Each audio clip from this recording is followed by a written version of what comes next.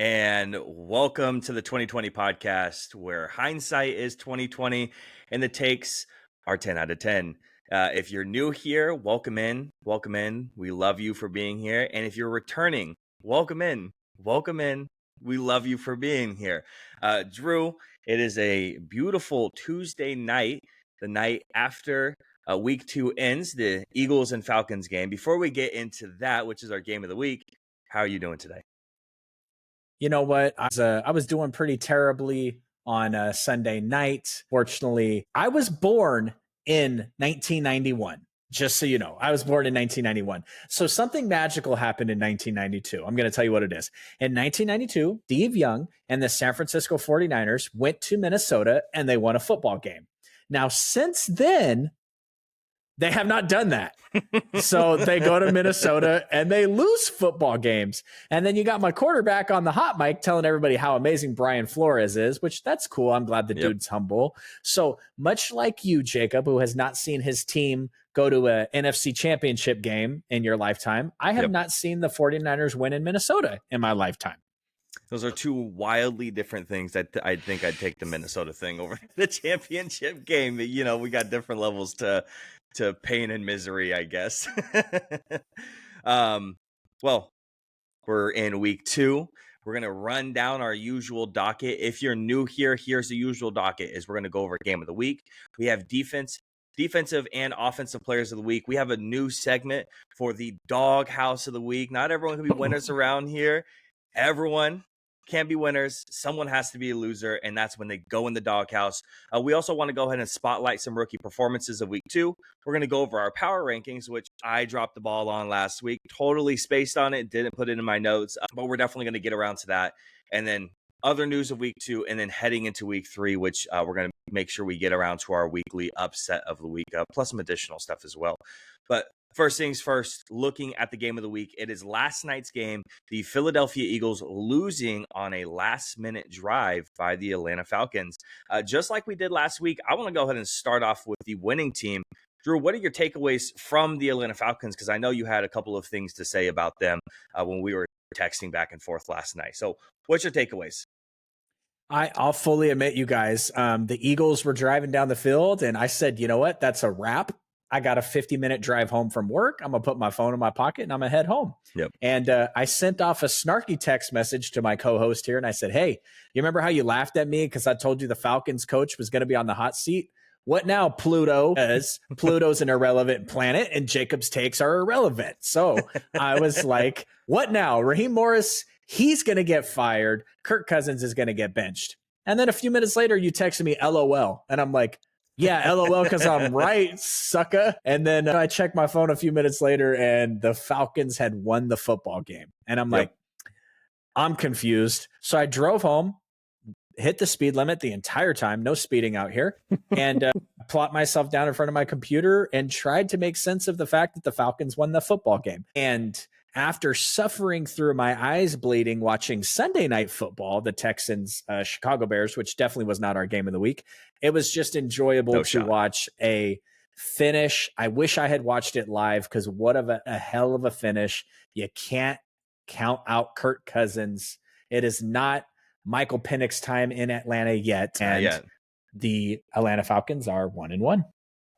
So I think we can both agree that even though Kirk Cousins and the Atlanta Falcons definitely looked better this week, I don't think that we could fully say they looked good, or great. I don't think we could use that word quite yet. Outside of Bijan Robinson, who looked really good for most of the game, he averaged a whopping 6.9 yards per carry, 14 carries, 97 yards, and he had a couple of catches out of the backfield as well, 4 catches, 25 yards, tacking onto that as well. So outside of Bijan, I don't think this team looked particularly super impressive. The defense looked half okay for the defense that's supposed to be their biggest weakness.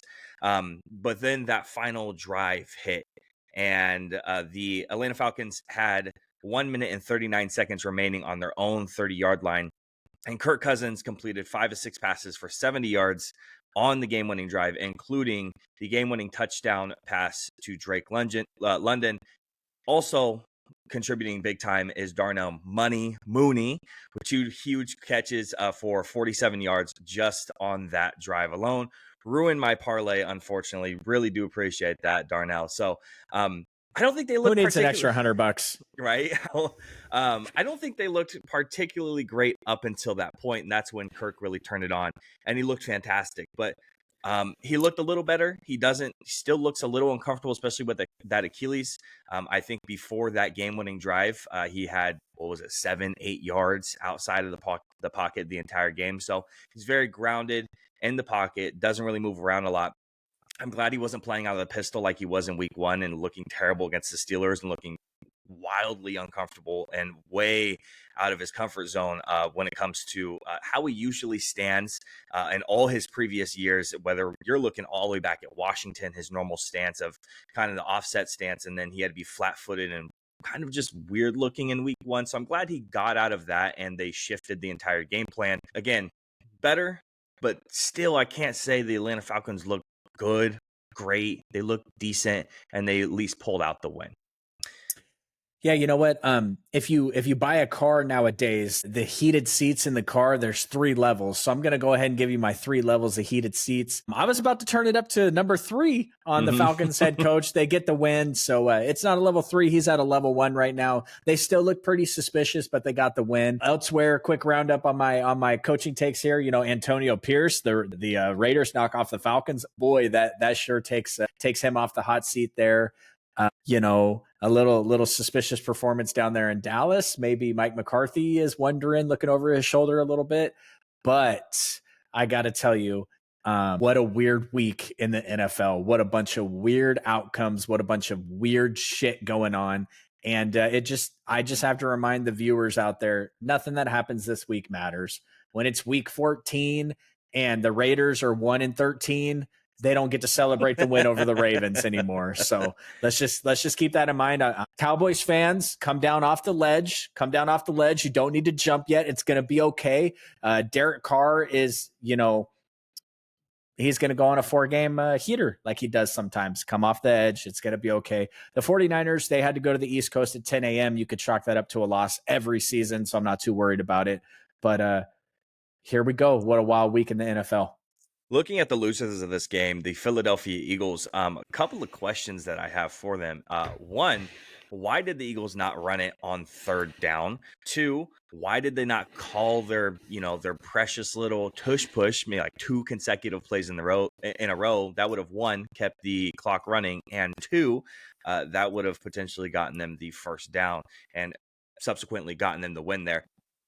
The Eagles defense should have found a way to apply pressure on Cousins on the final drive. The defensive backs obviously could have done better with their assignments, which of course that is their biggest weakness still right now. But the bottom line is the Eagles wouldn't even have been in that situation if they would have handled their business with handling the clock better. And again, that includes calling a pass play on 3rd down to Saquon, who did drop it. It does go on him. He's wide open, and he should have caught that, and the game should have been over at that point. But calling a pass play there at that time just feels a little risky, feels wrong. And again, you keep the clock running. You give 1, less time to Kirk Cousins, and then 2, you might just end the game completely. So that's really the big thing. And then the second thing that's what everyone's talking about. But the second thing that I feel like not enough people are talking about is the fact that the Eagles did have 1 timeout, 34 seconds to work with, to work the ball into field goal territory. And Jalen Hurts he had a pretty decent game. He was under 200 yards passing, but he still tacked on an extra 85 yards, 83 yards of rushing on top of that. But he threw a pick in his third pass of that drive, and then ended the game for the Atlanta Falcons getting the win. So what's the deal with the Eagles, the clock management? I know you love that coach over there. So what's your takeaway for the Eagles? Yeah, it honestly, it reminded me a lot of Jordan Love last year in the playoff game against the 49ers. They had a couple timeouts, and they could have gone down the field to get into field goal range, and he just hucked up a really bad, ill-timed throw and threw an interception to seal the game. I got to tell you, I have a new red flag. You know, I love to red flag things. I red flag things every podcast. I got to red flag Kellen Moore as a play caller here because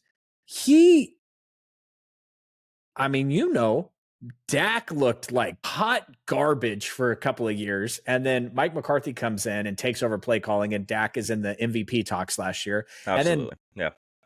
I told you before the start of last year, luckily we weren't doing the podcast then, that Justin Herbert was going to be the offensive player of the year under Kellen Moore. And I just didn't believe it because of Kellen Moore. And Justin Herbert, spoiler alert, if you haven't watched last season's series finale, was not the offensive player of the year. And now Jalen Hurts is, what is that play call? Why are we throwing the ball there? Why? Jalen Hurts had 11 rushing touchdowns within the 5-yard line last year. Yep. Why are we running the ball? Why are we passing the ball ever? Like, it really just kind of reminds me that sometimes these NFL play callers, they just try to get too damn cute. And they just try to, in week 1 against the Jets, the 49ers tried to run a play where Deebo Samuel threw a touchdown pass to Brock Purdy. Whatever page on the playbook that is, rip that shit out and throw it away. I don't ever want to see it again. We just don't need it. Kellen Moore was already pissing off this Philadelphia Eagles fan base when they were getting boos in the stands after the first drive when they're running a draw play at a 3rd and 9. So that just kind of should have a little bit foreshadowed how bad the play calling was going to be down there at the tail end. So Saquon had 95 yards rushing, 22 carries, 4.3 average. Jalen Hurts, 13 carries for 85 yards, 6.5 average yards per carry. So they rushed all over the place. They did their job. But then you're calling a pass play there at the tail end. It doesn't make a lot of sense to me. And again, like you said, questions about the play calling for Kellen Moore isn't exactly a new thing for myself. Looking at him, respect for him went very, very consistently down. The trust in him went down. As the years gone on, he was like the golden boy. He was great, and he was supposed to be like next in line for a coaching gig. And then we kept him around in Dallas, and then his play calling seemed to just dip significantly over the years and as time went on. And now we're looking at him. He went to LA, not a lot of success there, went to Philly, and I said, have fun, Philly, with that one. And you are already kind of seeing a little bit of the results there. Again, if Saquon catches the ball, we're not talking about that. But because he didn't catch the ball, we're talking about the play calling. Obviously, Saquon has to bear that responsibility of not catching that. But some sort of responsibility has to go on the play calling as well. They have to share that equal responsibility to me. Before we move on to our other stuff for week 2, do you have anything else to say about our game of the week? The fact that the Eagles made a bad play call and allowed the Falcons to go down and score should not undermine the fact that the Falcons have some work to do. And absolutely, they need to figure it out soon, because if you just take a glance and look into their division here, New Orleans looks like they're legit, and Baker, like I think we talked about this already, but Baker with his "fuck it" tattoo on his face. Yep. He's his Johnny Manziel, his inner Johnny Manziel. Mike Evans is down there somewhere, and Chris Godwin this week. Chris Godwin's popping off, and listen, Baker's going to put the pressure on every single defense, and there's going to be weeks where it's going to lead to 3 interceptions, and they're going to take the L. But he's just going to come back out and sling it again next week. It's really got he's turned out to be a piece of shit, stealing welfare from children, but it's really got Brett Favre vibes, where he just goes out there and he's a gunslinger every single week. So. Falcons better get it together. Oh yeah, Baker Mayfield is legitimately playing like one of the best quarterbacks in the league through week 2. Again, he played like the best quarterback in the league last week. I don't think that tag goes to him this week. That goes to another specific quarterback. But again, he's still playing incredibly well and leading his team to 2-0, which we will talk about the Bucs a little bit later. But looking at our players of the week, defensive and offensive players, let's go ahead and start on the defensive side of the ball, where we talked about it last week, where the defensive guys showed up and they showed out. And when there was lackluster quarterback play all over the league, and the first week, we didn't get that with defense. Defense guys, they showed up, they showed out, and they put on performances in week 1. And we got that again, more great defensive performances. So, Drew, I'm going to go ahead and ask you first.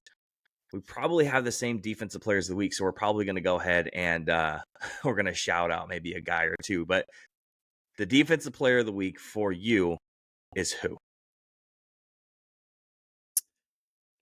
I'm not going to pick the guy that's the guy. I'm just going to go with the highest rated defender in the league through 2 weeks. And I'm going to give a shout out to my boy, Fred Warner, because the 49ers should have lost by a lot worse, but he has been a one-man wrecking crew. He's got tackles, he's got sacks, he's got interceptions, he's got pass breakups. Fred Warner is just showing why he's a top 1, 2, 3 middle linebacker in the NFL. But no matter how good his performance was, it did pale in comparison to a certain number 97. And I'm not talking about Nick Bosa. I'm talking about the 97 that plays for the Detroit Lions. How many sacks did Mr. Hutchinson have? Mr. Hutchinson had 4.5 sacks, originally 5. They changed it to 4.5 on that very last one. 5 tackles, 4.5 sacks, 4 tackles for loss, and 5 quarterback hits. We talked about last week, you gave Aiden Hutchinson a shout out out in Detroit, and or maybe it was me. It was a podcast. We gave him a shout out. It was just basically saying, Aiden is in the backfield every single play. He's not popping off of the stat sheet too significantly. Not saying he played bad, obviously, when it comes to just looking at the stat sheet.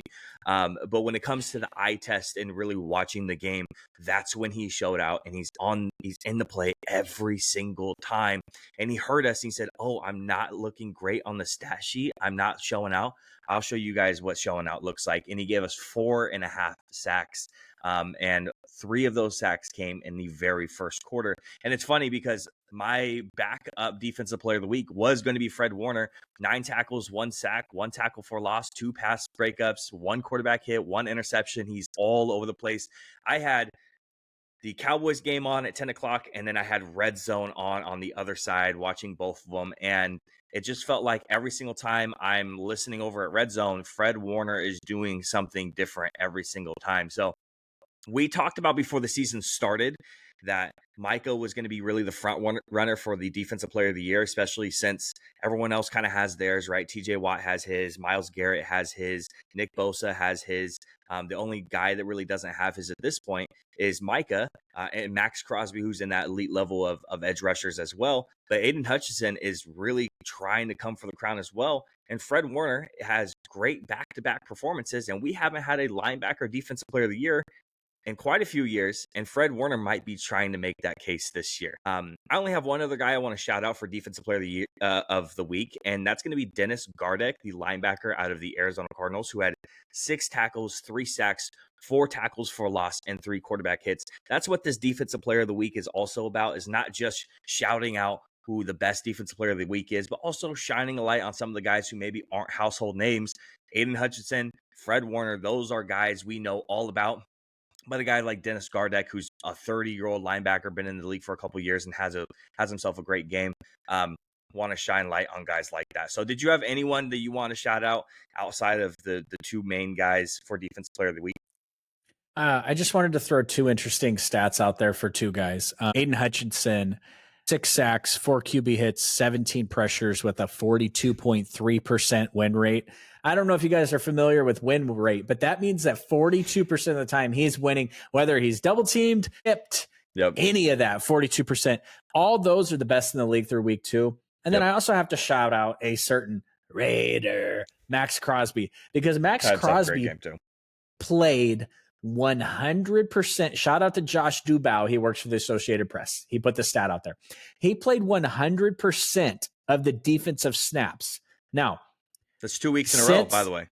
Since 2022, this has been done by 5 players. Derek Brown did it once. Greg Gaines did it once. Aaron Donald did it once.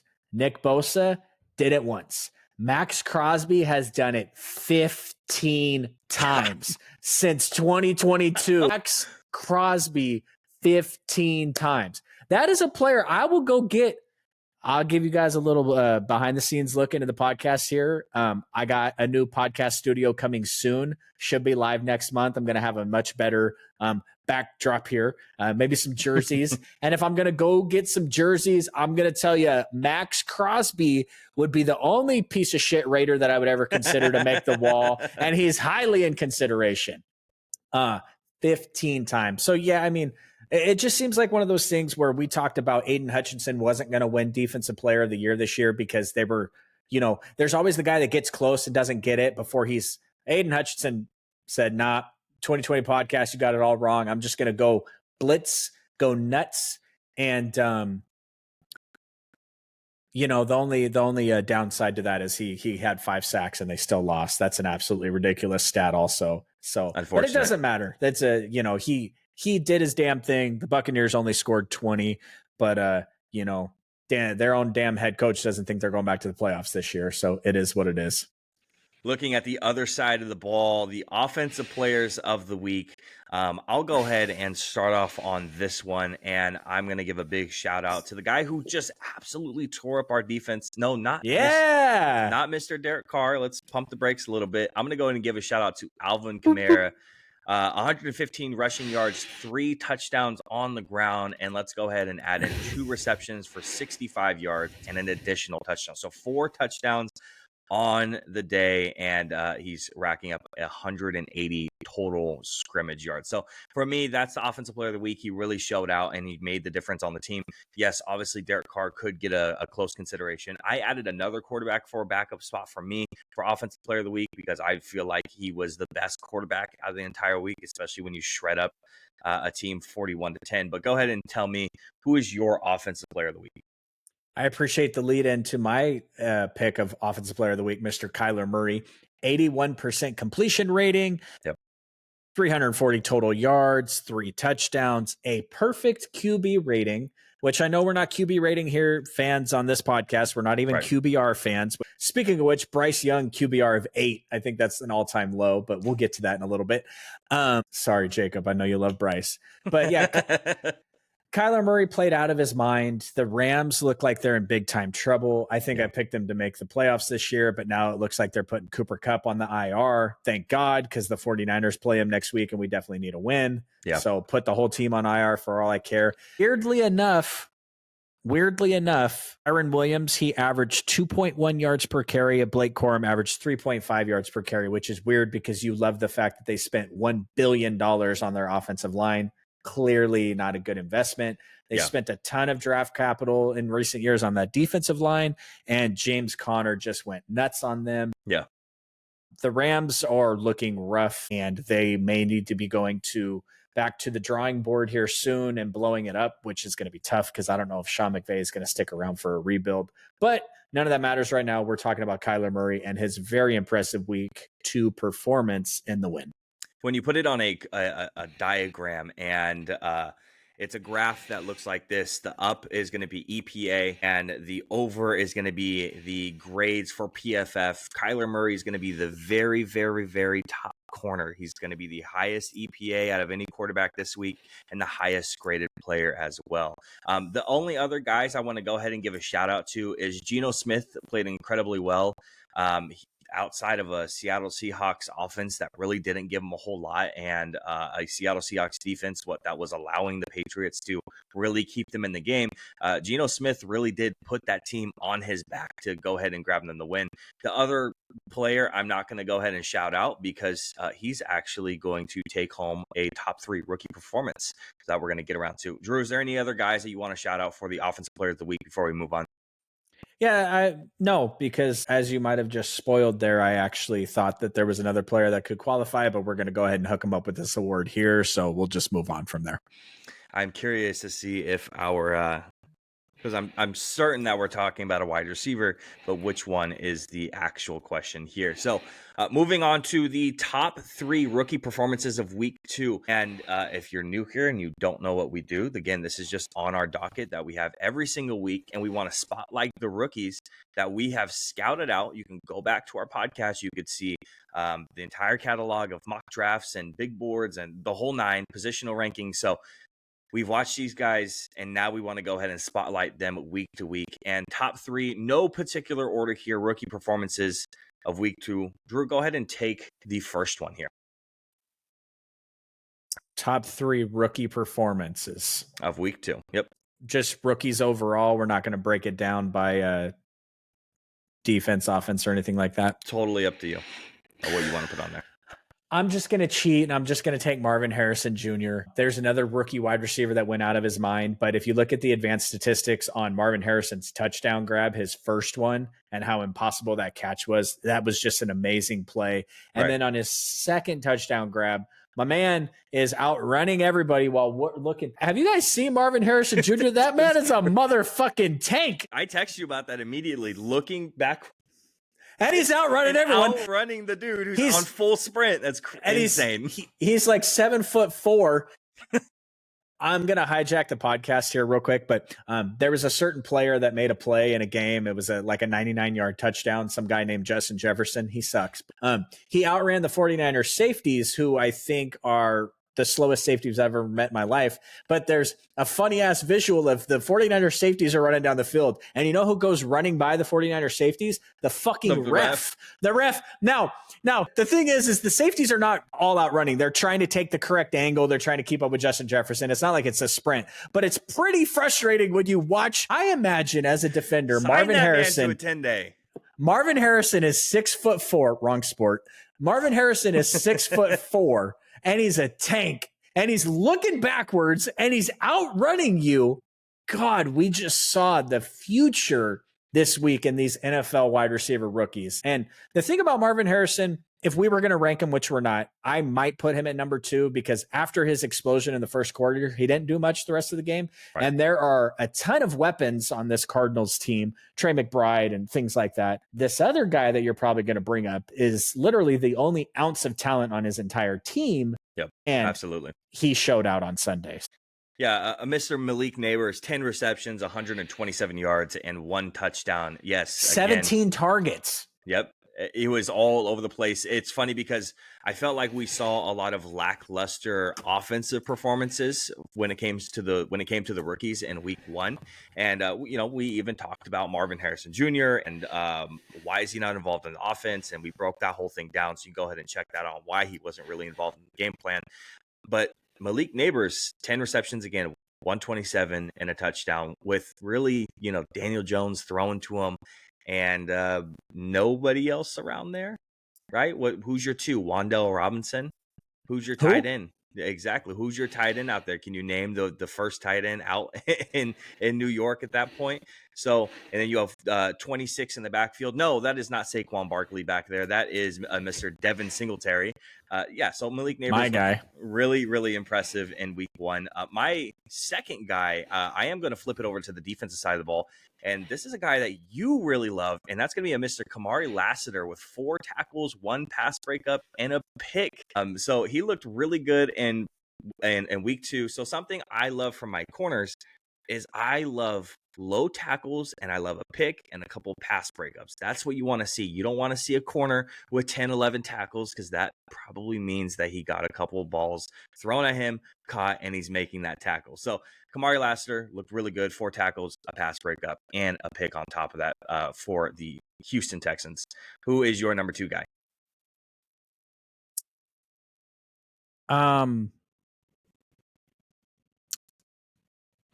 I'm going to continue to shout this man out because I just think, who do you think I'm going to say? Is it a certain person out of Las Vegas?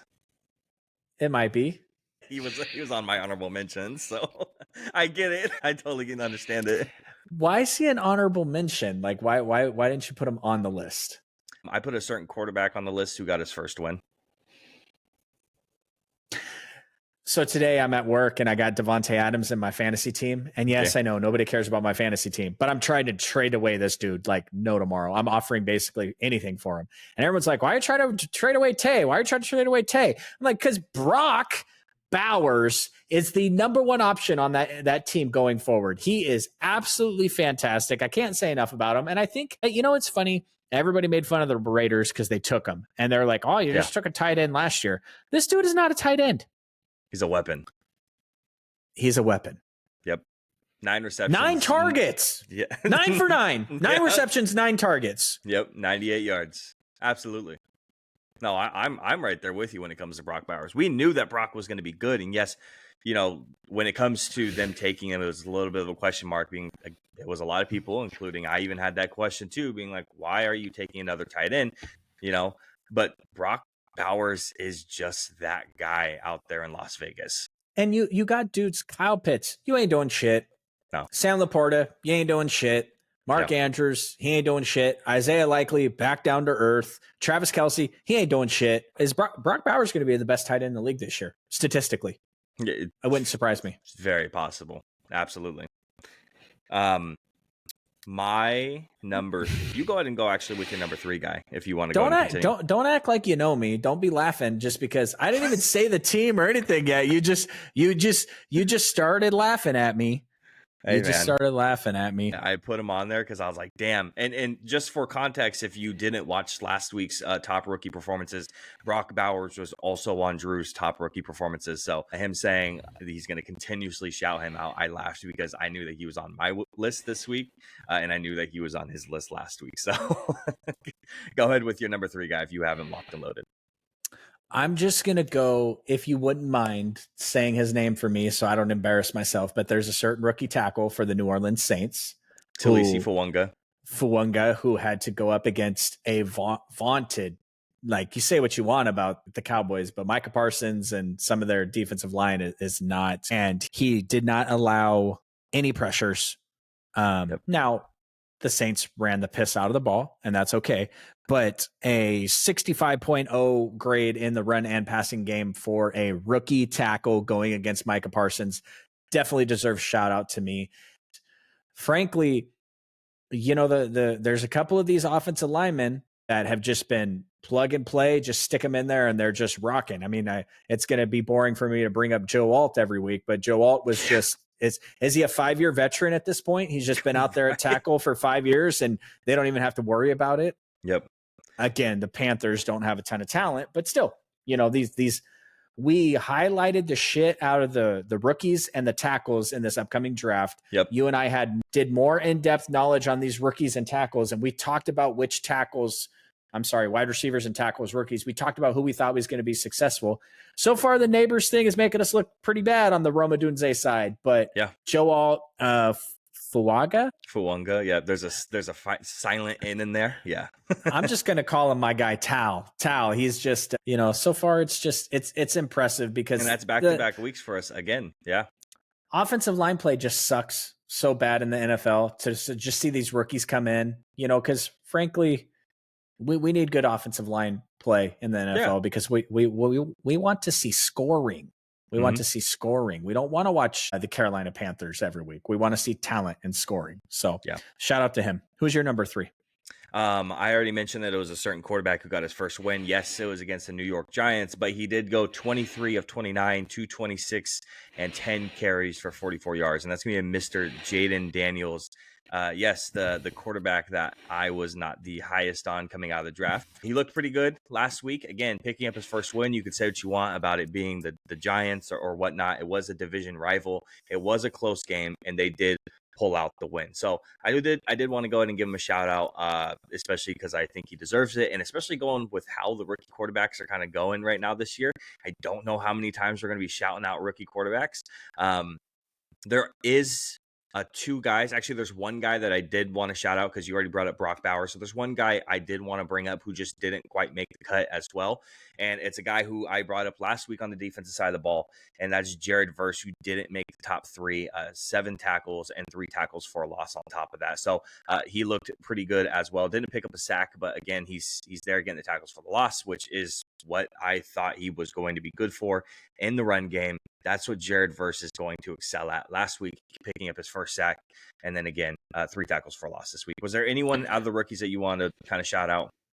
Yeah, I'm the same way with Jared Verse every week. I kind of grab him and I put him and Latu side by side just to kind of see. You know, obviously Latu is really more of a pass rush specialist. Yeah, he's more of a part-time player right now, and the Rams got absolutely demolished. But yeah, shout out to Jaden.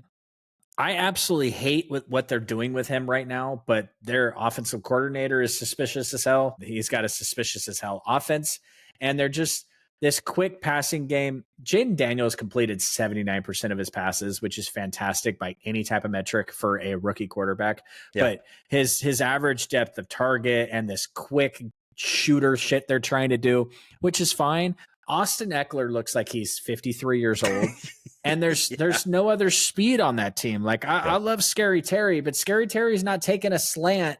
This is not the Odell Beckham. Like he's not taking a slant 80 yards to the house. He doesn't have that in his bags. Hopefully they figure something out because, Zach Ertz leading them in receiving yards is not going to lead them to very many wins this year. And I want to see Jaden be successful because I believe in him. So I'm right there with you when it comes to, even though coming out of the draft, I'm not the biggest Jaden Daniels fan. But also I want these guys to be successful. Prove me wrong. I want to see success and I want to see good players in the NFL doing good things. That's what I want to see. When it comes to that offensive coordinator, the same one who also used to go and coach over there in Arizona, Kyler Murray looks fantastic so far this year, and he looks like the player that he is meant to be. He looks rejuvenated. He looks fantastic. And this is a guy that we both believed in pretty heavily coming into this season. But right now, Jaden Daniels does not look good, and the play calling is super duper suspect. And I don't want to see Jaden Daniels continue to get 10 carries and what he get the week before, 13, 14 carries. I don't want to continue to see that because, while we were texting, we were watching his leg planted at one point. He kind of got like twisted around a little bit and it didn't look good. He ended up coming back onto the field like 1 or 2 plays later, but he did look like he was in pain, just a little stinger initially. So you can't take a lot of hits. You're really not built for it. You're pretty skinny. And even guys who are built for it, like Anthony Richardson, we saw what happened to him when he took a bunch of hits right at the beginning of the year. He had to go out and have a surgery. So again, Jane Daniels, I don't want to see 10 carries, but I like the 23 for 29 and 226 on top of that with the win. You know what somebody told me today at work? What's that? They told me that we would get more subscribers if we talked about Taylor Swift's boyfriend more. Oh. So I'm thinking that maybe we need to add a Taylor Swift segment. Maybe you can sing. just maybe you could sing your favorite Taylor Swift song for us every week. Yeah, I'm gonna have to pass on that one. I don't think I'm all about that. But we have to get into our brand new segment. We talked about it a little bit at the beginning of the show. Not everybody can be winners around here. Someone has to be the loser. And if you are a loser, Drew, where do you go if you're a loser? To Dallas? Nope, you go to the doghouse. Ho, ho. So every single week, we're going to go ahead and select either a player, a coach, an offense, a defense, an entire team that is going to be the loser of the week. Drew has one, and I have one as well. I'm going to go ahead and start it off with, you actually already predicted it, and you said they go to Dallas. I'm not putting the entire team in the doghouse.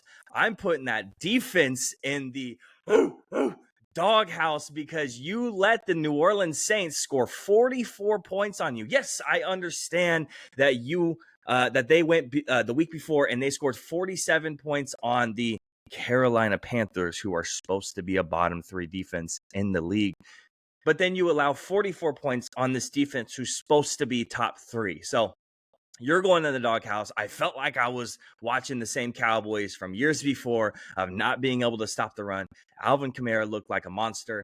I say if you allow Alvin Kamara to rush for over 100 yards, you're doing something wrong because he's not a very great rusher. He's a fantastic receiving back, but you let him over 100 yards rushing, and he just tore up the entire building in the home stadium of Dallas. So he's that entire defense going in the doghouse. Drew, who's going in there for you?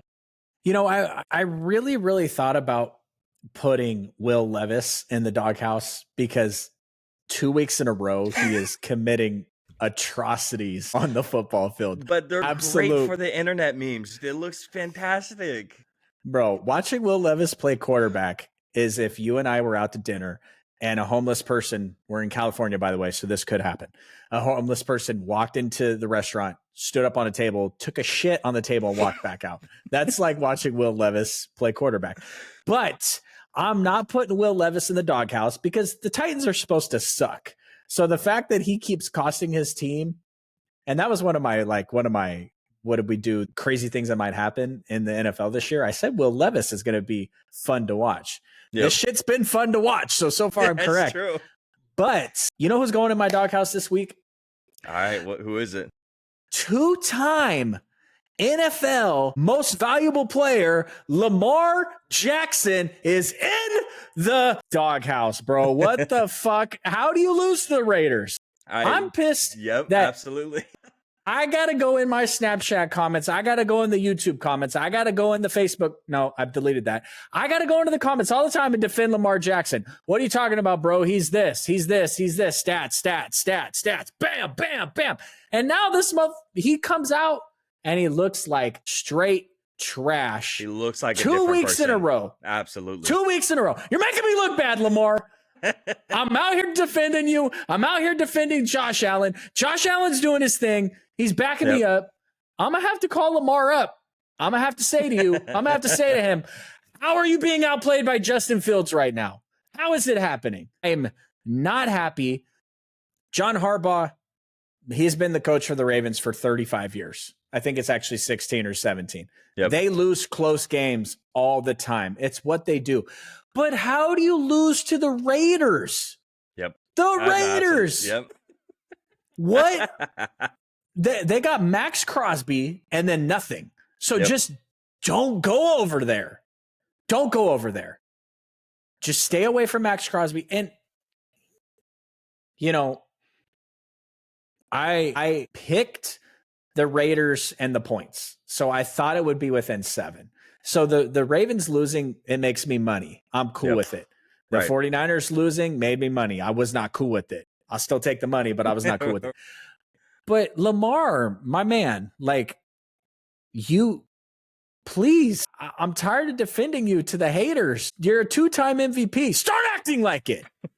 And that ends our segment of the doghouse. We went over the best of the week. We went over the game of the week. And now the losers of the week get put in the doghouse for at least just the meantime. They could be let out for their game in week 3. And then let's see how they perform after that.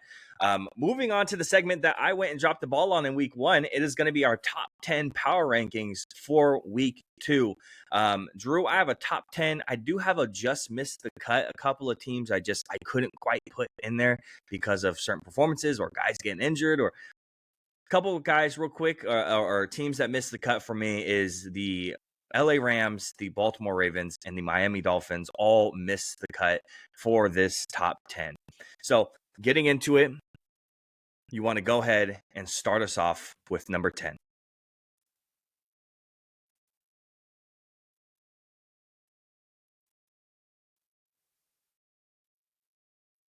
I have to tell you, I made my list. Okay.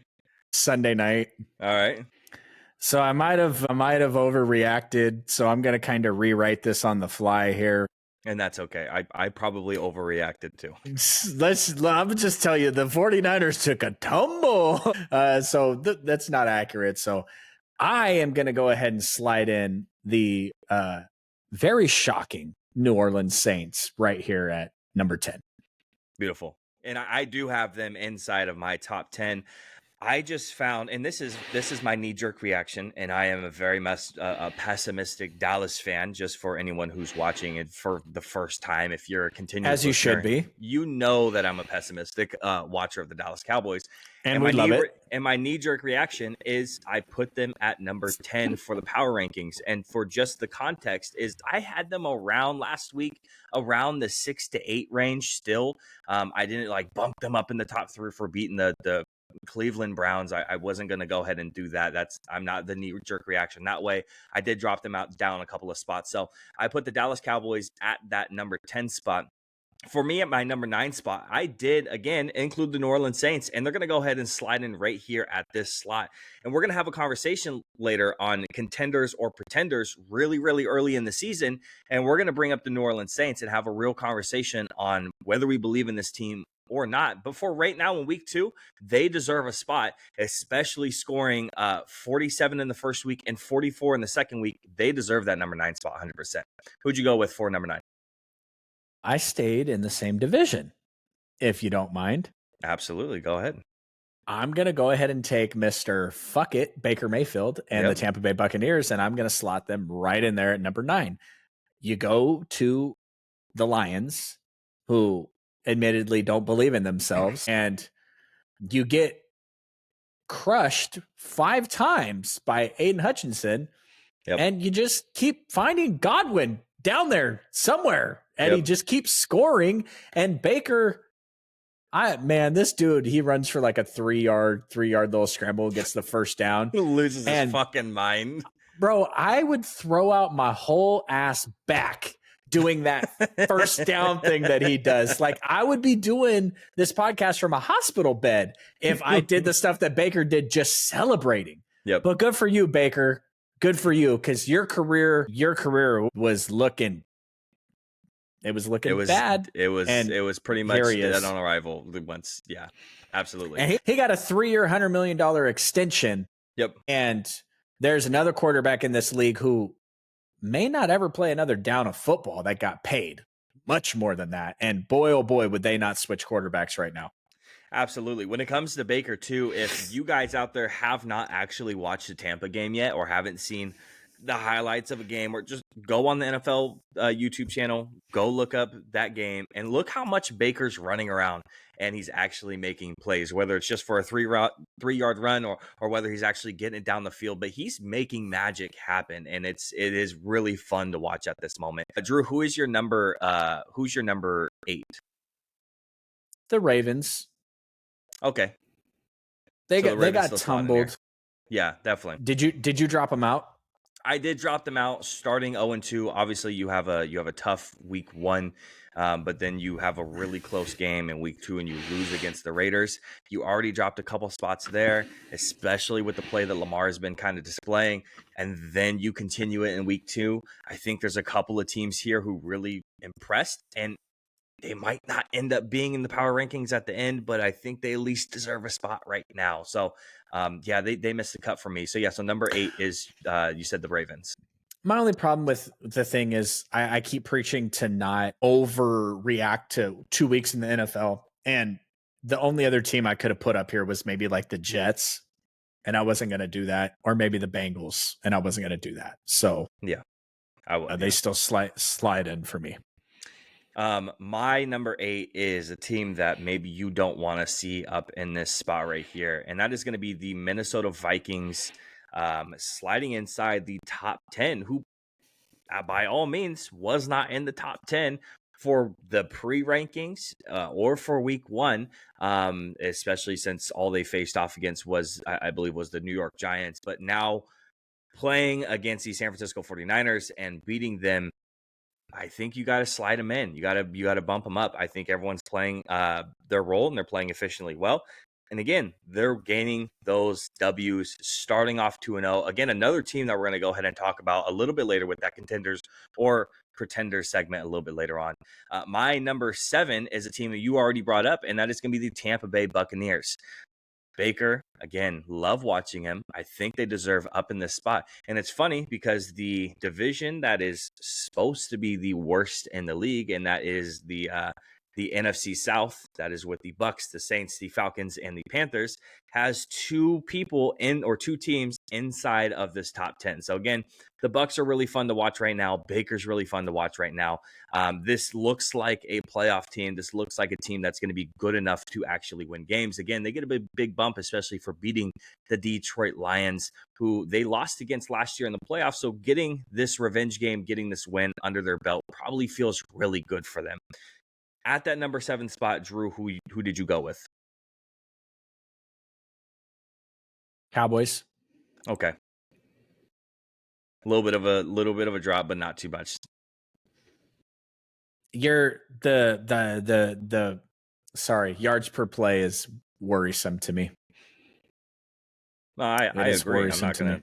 Yeah, I mean, again, I had them at the 10 spot. I have some serious questions about this defense that I didn't have in the first week, but I already said multiple times the impressive part about week 1 was not going to be the holding of Deshaun Watson in this team. But we led the NFL in pressures in week 1. Again, contextualize that a little bit. The Browns are missing 2 offensive tackles, and you're playing against Deshaun Watson. But you create like 3 pressures in week 2, and then you look like the same exact team getting the ball ran all over you. when a running back with actual talent goes up against you, it looks bad. My problem with it is that the Saints bring in Kubiak this offseason, who's a Shanahan disciple. He runs the Shanahan offense. And then you guys get absolutely destroyed by it. It makes me wonder if the book is not out on the Cowboys on these outside zone runs and all this shit that happens, all the pre-snap motion and stuff. And looking at the Cowboys defense on paper, there's no reason why these things should happen. But were we watching the New Orleans Saints on Sunday, or were we just watching the Packers in the playoffs last year? And yeah, I know people aren't going to like this. I know you're not going to like this. If your dad is watching, he's not going to like this. But if you guys get down and Dak has to throw the piss out of the ball to bring you guys back, it just results in interceptions every single time. So now I know the dude fell. Then he threw a pick later on that was absolutely terrible, but the game was already over, so it doesn't really matter. Yeah, you're just trying to get something to go. Yeah, miss me on the significance of picks in late game situations while you're down 2 scores. Like you literally have to make it happen. It doesn't matter. Yep. But your guys' offense looked like straight ass last year for the first couple of weeks, and then Dak ended up an MVP candidate. So I'm not super worried about it yet because I kept telling you last year, A.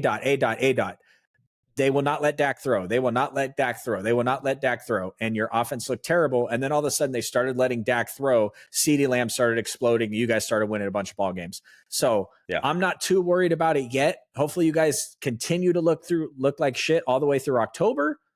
We'll get past the Sunday night football game in Santa Clara, and then you guys could do whatever you want until the playoffs. I'm cool with it. Who's your number 6? With the number 6 spot here, as I rewrite these kind of on the fly, I'm going to go with Mr. Jared Goff and the Detroit Lions. Okay.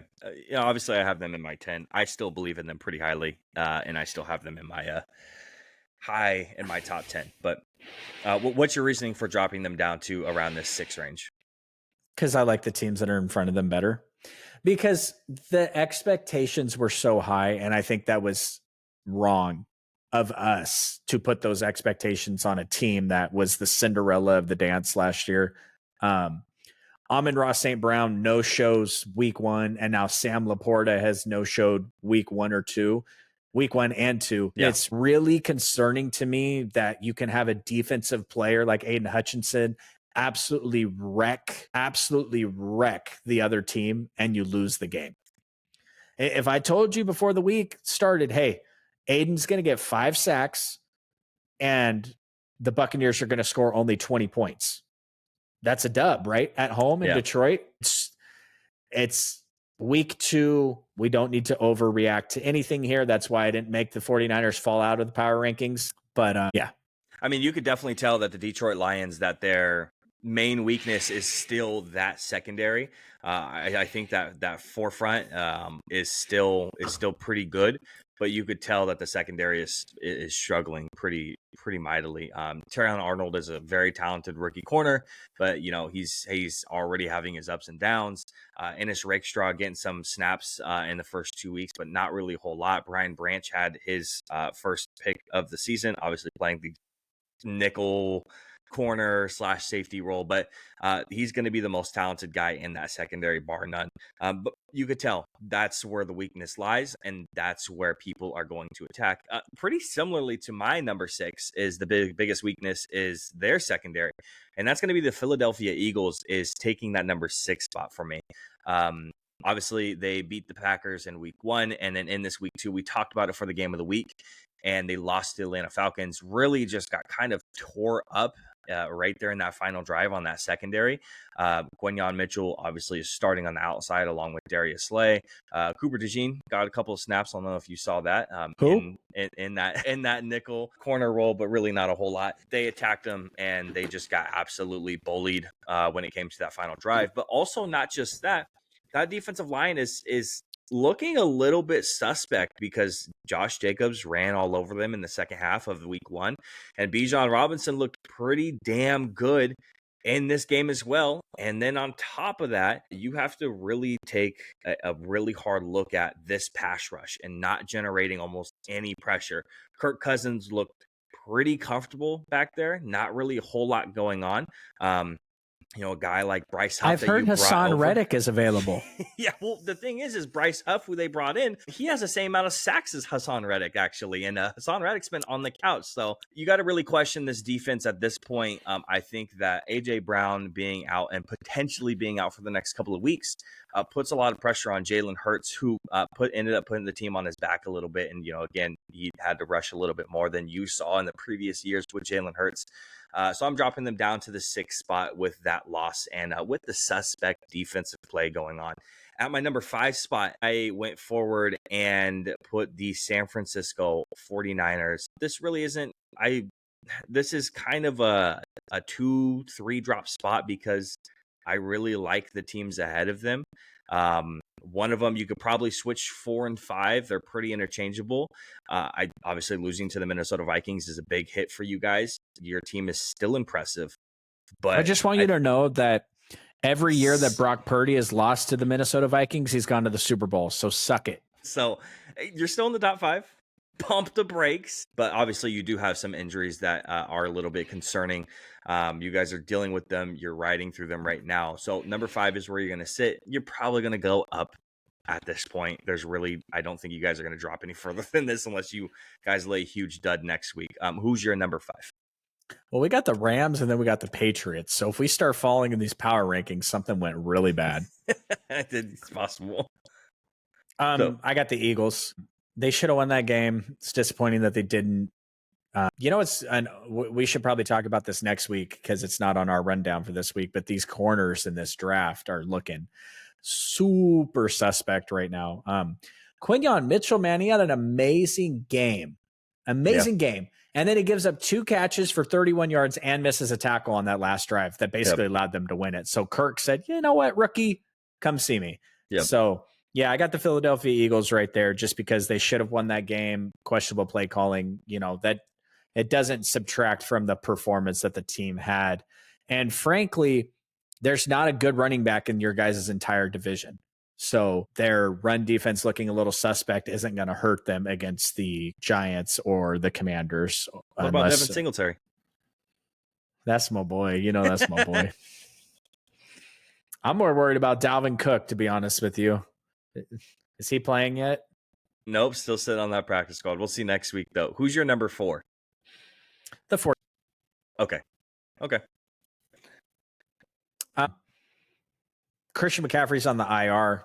Yep. Deebo Samuel is hurt. Yep. Talanoga Hufanga is not back yet.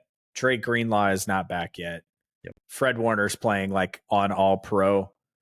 Brock Purdy is playing out of his mind right now. And I know he's thrown some picks, but if you look at the advanced stats, and we normally don't do these super big rundowns on the 49ers. Although if you pay attention to the YouTube comments here, we need to have a small little segment after this is wrapped up on a question someone asked us. Absolutely. But the 49ers, Brock Purdy has the highest percentage of the NFL of completions in tight windows right now because the freaking 49ers cannot get any separation. Deebo Samuel is like the worst wide receiver in the league to get separation, which we already knew. Yeah. And we have a $30 million wide receiver that's playing like straight ass, which is very disappointing because somebody else's $30 million wide receiver is doing his CeeDee Lamb thing.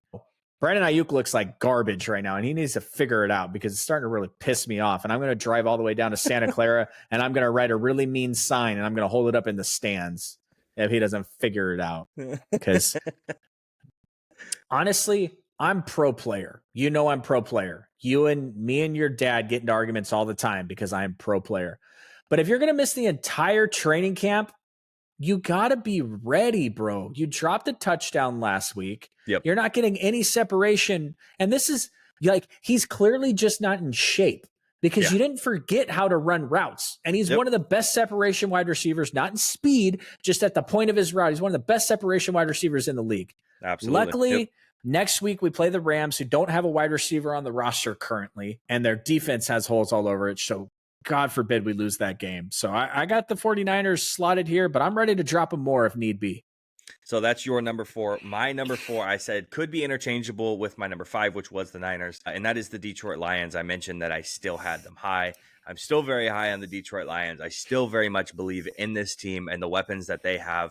I think they're going to go ahead and they're going to get it figured out. I know there's a lot of love for Dan Campbell and who he is as a coach, but we talked about it at the end of last year. I'm sure you can go back and you can find the archive of that clip or the episode where we talked about Dan Campbell and some of his blunders as a coach and some of his clock management in this game. Also has more questions here. So they've had to go against 2 potential perennial playoff teams. The LA Rams have some hopes. I'm not sure now with all the injuries that's there. The Rams in week 1 and now the Tampa Bay Buccaneers, who again, I have slotted at the number 7 spot. So I clearly believe in them. I think they've had a rough go in the beginning, but I think that they're fighting and they're keeping it close. So that's all I ask of them at this moment. I want a little bit more out of that secondary. I'm not sure how much you're going to get because of how many rookies you're playing and how much trust you're putting into them. Again, you saw it with the Eagles. You saw what they do to them, and you're seeing it again with the Lions here too. My number 3, I think you're really going to love this because, hey, I said it. What was it, a week ago, 2 weeks ago? I will admit when I am not wrong. high enough, And not high enough. And you They're said, number 2, not high enough. You said Josh Allen, let's go Buffalo Bills. Suck it, Jacob. And I got it all on film. My number 3 is the Buffalo Bills. There is a team that I have believed in for most of this offseason, and I'm still going to continue to champion them. So I have They them almost lost to the Bears. Come on, bro. I don't care. I still believe in them, and they still won for me. So I still have them one cut above them. So the Buffalo Bills slotting at that 3 spot. Josh Allen looks fantastic. He looks great. Again, putting the team on his back 2 weeks in a row. Mr. Overrated himself, Josh Allen. I hope your dad's listening. Josh Allen. Number 2, power rankings. Hey, what about AFC though? 1, 2, and 3. Yep, absolutely. So your number 3 is obviously the Houston Texans. Then at that point, yes. Okay. I don't care how bad the Chiefs look, how many times they almost lose. They started at number 1. And if they don't lose, they can't fall off of number 1. I don't care how bad they look. Yep. Patrick Mahomes, it doesn't matter what happens in the game. Patrick Mahomes is just going to go win the damn game. Yep. He's absolutely. the anti-Lamar. And people can cry about the refs or whatever. The dude got there early, and you can cry about it if you want, but this is the same thing that we've seen with Tom Brady. People don't like watching continued success from one person or one team, and the Kansas City Chiefs, they are that team for the 2020s at this point. If they win this year, it solidifies the dynasty for them, that they're one of the great ones, that they're going to be mentioned for this decade. It's just a matter of fact. If they win this year, that's who they are. And yeah, so that's the number 1 for both of us. We have our 2 and 3 flipped. Mine, again, the Houston Texans. My reasoning is I believe in the Houston Texans all the way up to this point. Drew, I'm pretty sure you have the same reasoning except for the Buffalo Bills. I wasn't a big Buffalo Bills guy, but they have definitely risen up in the power rankings. Josh Allen is showing who he is, and he's definitely trying to put on an MVP performance up to this point, and I champion him for that. If you listen to earlier in the podcast, I said I want guys to be successful. Still want to see successful quarterbacks in the league, and Josh Allen is doing that. Just so you know, I'm collecting a montage that I'm going to play at the end of the season of all your takes that are just dog shit. Just so you know. That's fine. And things like the Buffalo Bills being trashed this year because they don't have any wide receivers or a defense are on there. Things like not being worried about Mr. Fresno State Bulldog Derek Carr is on there. So just so you know, I can't wait to play that. But yeah, Patrick Mahomes, he sucks, bro. He's trash. Horrible. Clip that. Worst quarterback in the NFL. Before we move on to the other news in week 2, we're going to go ahead and read off one of our comments. If you are listening to the full-length podcast, if you don't know, We do live stream this, and we are looking at the comment section, and we have a question. And if you're watching, can you hit that little thumbs up thing? If I send you the link and then I have to send you detailed instructions on how to thumbs up the video, you don't have to watch anymore. But to the people that I've sent this to, and I know you're still watching me because my phone keeps buzzing as you're talking about it, hit the thumbs up. It's right there. Just click. It helps us. It helps us because right now we have 3 viewers. Someday we might have 300 viewers. Someday we might have 3,000 viewers. And if we ever get to 30,000, we're going to be filthy rich. So thumbs it up and I'll give you $1. Looking at the question, if you could bring back someone in their prime to play on your team, who would you pick? You want to go ahead and start off with that one? Yeah, well, no, you go. I want to make sure we don't pick the same player. Oh, well, you think I'm going to pick Dion? Yeah, I mean, you got to pick a past Cowboy to come back and play for you guys. No, I'm not going to pick Dion. You guys should probably just pick a real quarterback. First of all, shut the fuck up. I know you're love Dak. So shut the fuck up. You're a bitch. Is Dak better at this point than Tony Romo was? Like, don't you just upgrade going back just a couple of years? I don't know, dude. I like Tony too, so I don't even want to have that conversation. Well, yeah, let's have that. Let's talk about it. No. The biggest weaknesses right now is not at the cornerback position, but it's definitely going to be in the run stopping game, or it's going to be at running back. And I definitely am going to go forward and just take the running back at that position. And you might as well just take Emmitt Smith and call it a day. So yeah, I'm not going to pick Dion because we are pretty solidified at the corner spot, but picking a running back would definitely get this team up and moving on that offensive side of the ball, because you have, Mr. 22 in the backfield to worry about. So that would be my selection. Another one? Give me another one, because I'm going to give you 1 offense, 1 defense. Oh, man. And these are Drew Taylor's era's players. I'm not going Joe Montana and, Ronnie Lott or anything like that. I'm trying to think of another guy that I would want on the defensive side of the ball. We have so many good pass rushers that I don't think I would. I'll give you 2. Go ahead. I'll give you my 2. I'm going to go cheap on this one. I apologize. This is super, super,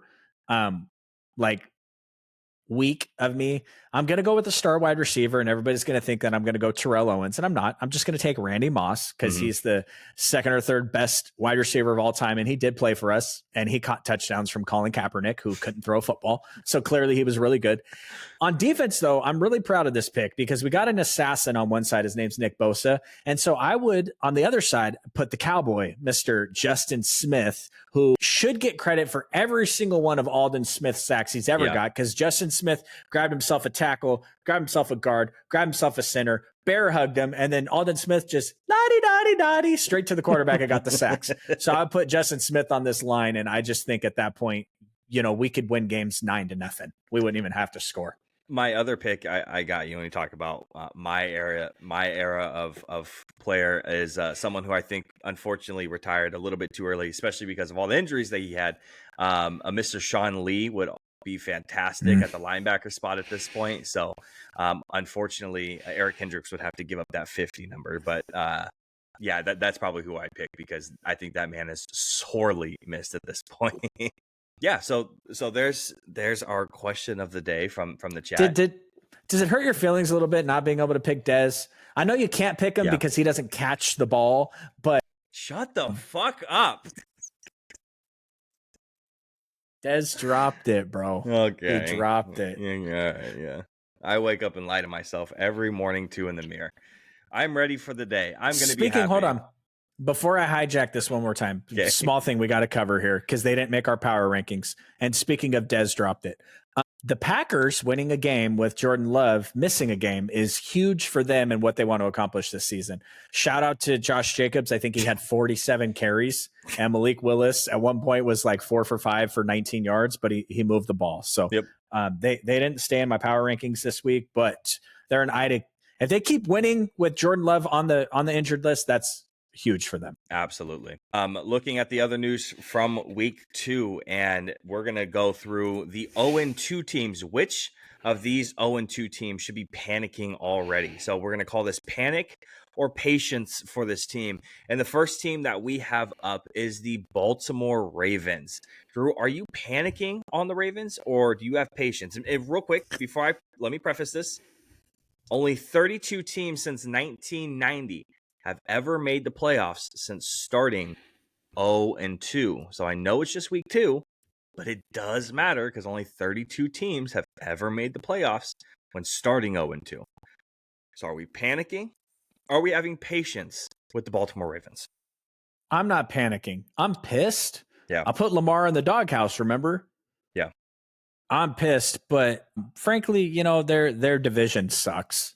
Yeah. Cleveland, Deshaun Watson is I don't want to go viral for the wrong reason, so I'm not going to talk about Deshaun Watson. Pittsburgh is, come on, bro. Justin Fields, you know, and the Bengals are 0-2. So to me, that division is wide open. The Ravens could still turn it around and do what they need to do.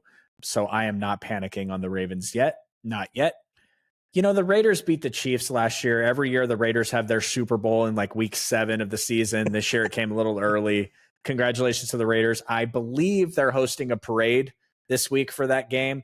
Only like 16 people are showing up, but it's a Super Bowl parade for the Raiders nonetheless. Yep.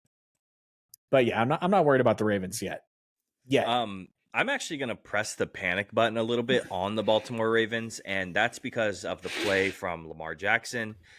Also, they kind of have a little bit of a rough schedule ahead of them, and I'm worried about how many games they're really going to pull out of this. Obviously, they have the Cowboys next week, and we're going to go ahead and see how that one's going to go. We might, be talking about that later on. But again, I'm pressing panic on them because I'm not 100% sure on Lamar this year and what he's doing and the play calling. And again, the rough schedule ahead is kind of making me a little bit nervous for this Baltimore Ravens team. The other team in this division that's also 0-2 is the Cincinnati Bengals. And for me, I'm actually going to have patience with the Cincinnati Bengals, which is weird. I'm glad we're complete opposites here. So I'm going to have patience because they've been in this 0-2 spot before, and they have made the playoffs. They have done this. Yes, I know you should have concern about, the New England and losing against them. Yes, that they lose a lot of their week 1 schedules. I'm really not worried about that. A lot of the times, Jamar Chase maybe playing, maybe not playing, kind of saying, he's going to play right before the game even started. But they kind of have a cupcake schedule ahead of them. And I think if they can go ahead and pull out a bunch of wins right out in the next couple, like 4 to 5 weeks, I think it gets them right on track to take first place in that division potentially. So I'm going to have a little bit of patience with the Cincinnati Bengals because of their history of being winless in the beginning of the season, and again, their cupcake schedule. So apparently for Drew, you said that you're going to be pressing the panic button on them. I slammed it down like the easy button. I don't believe in their running back. I think Zach Moss sucks. Joe Mixon is killing it for the Texans. Yeah. Good job, Bengals fans. Y'all got on my head for that one in the comments in the offseason. Yeah, real good job. T. Higgins is hurt. Jamar Chase is a non-factor. At least he didn't get paid yet. He's not a 30 million wide receiver like Brandon Ayuk is, but it doesn't look very good right now. And I'm not, Zach Taylor, his play calling sometimes is suspicious. Joe Burrow has these terrible performances sometimes, and for some reason he just escapes all criticism. Like, people want to talk about Lamar, people want to talk about Josh Allen, dudes that have gone out and won big time, and Joe Burrow just kind of. It's amazing how much equity just getting to a Super Bowl gets you, because it's like the Bengals made the Super Bowl one time and lost, and they just have equity for a couple of years. It's just kind of weird. You get a lot of leeway going into the next season. Absolutely. Yeah. And frankly, I believe in a 2-time MVP in Lamar and a coach of the year in John Harbaugh, Super Bowl winner. I believe in all that over I believe in Zach Taylor. So that's just kind of where I'm at on those two teams. And frankly, I'm picking the Ravens to be successful this year. So I need the Bengals to hit the panic button. That way my prediction comes true, because truly deep down, the only thing that matters to me in life is me being right. So that's all I really care about. I just want to be right. What about the Indianapolis Colts? What do you think of them? Are you panicking, or are you having a little bit of patience with this team? I'm not too worried about the Colts, because what was your expectation of this season anyway? It's Anthony Richardson's, for all things considered, rookie season. I think you and I both only had the Texans making it out of this division. Yeah, it's just one of those things where you want to see highlight throws like Anthony Richardson has made off his back foot. You want to see like that, stuff like that. Now, this loss that they had was absolutely terrible. I mean, you cannot lose to Malik Willis. You just absolutely can't. Yeah, but and A-Rod looks, Anthony Richardson looked bad. And when we talked about their defense, like it was going to be pretty good this year, like something they could rely on. And then, whoops, sorry, I clicked on the New Orleans Saints game. I was like, wow, that running back went off. Sorry, let me get over to my fault. Stupid.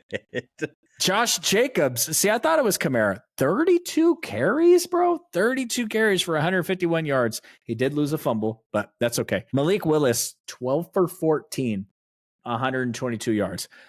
I'm going to go out on a limb and say if they're going to continue to average 5 yards a carry and Malik Willis is not going to make mistakes, they are going to continue to be okay. Yeah. But we're talking about the Colts, so I apologize. Anthony Richardson, 17 of 34 with 3 interceptions. That's just absolutely horrendous and cannot be allowed to continue.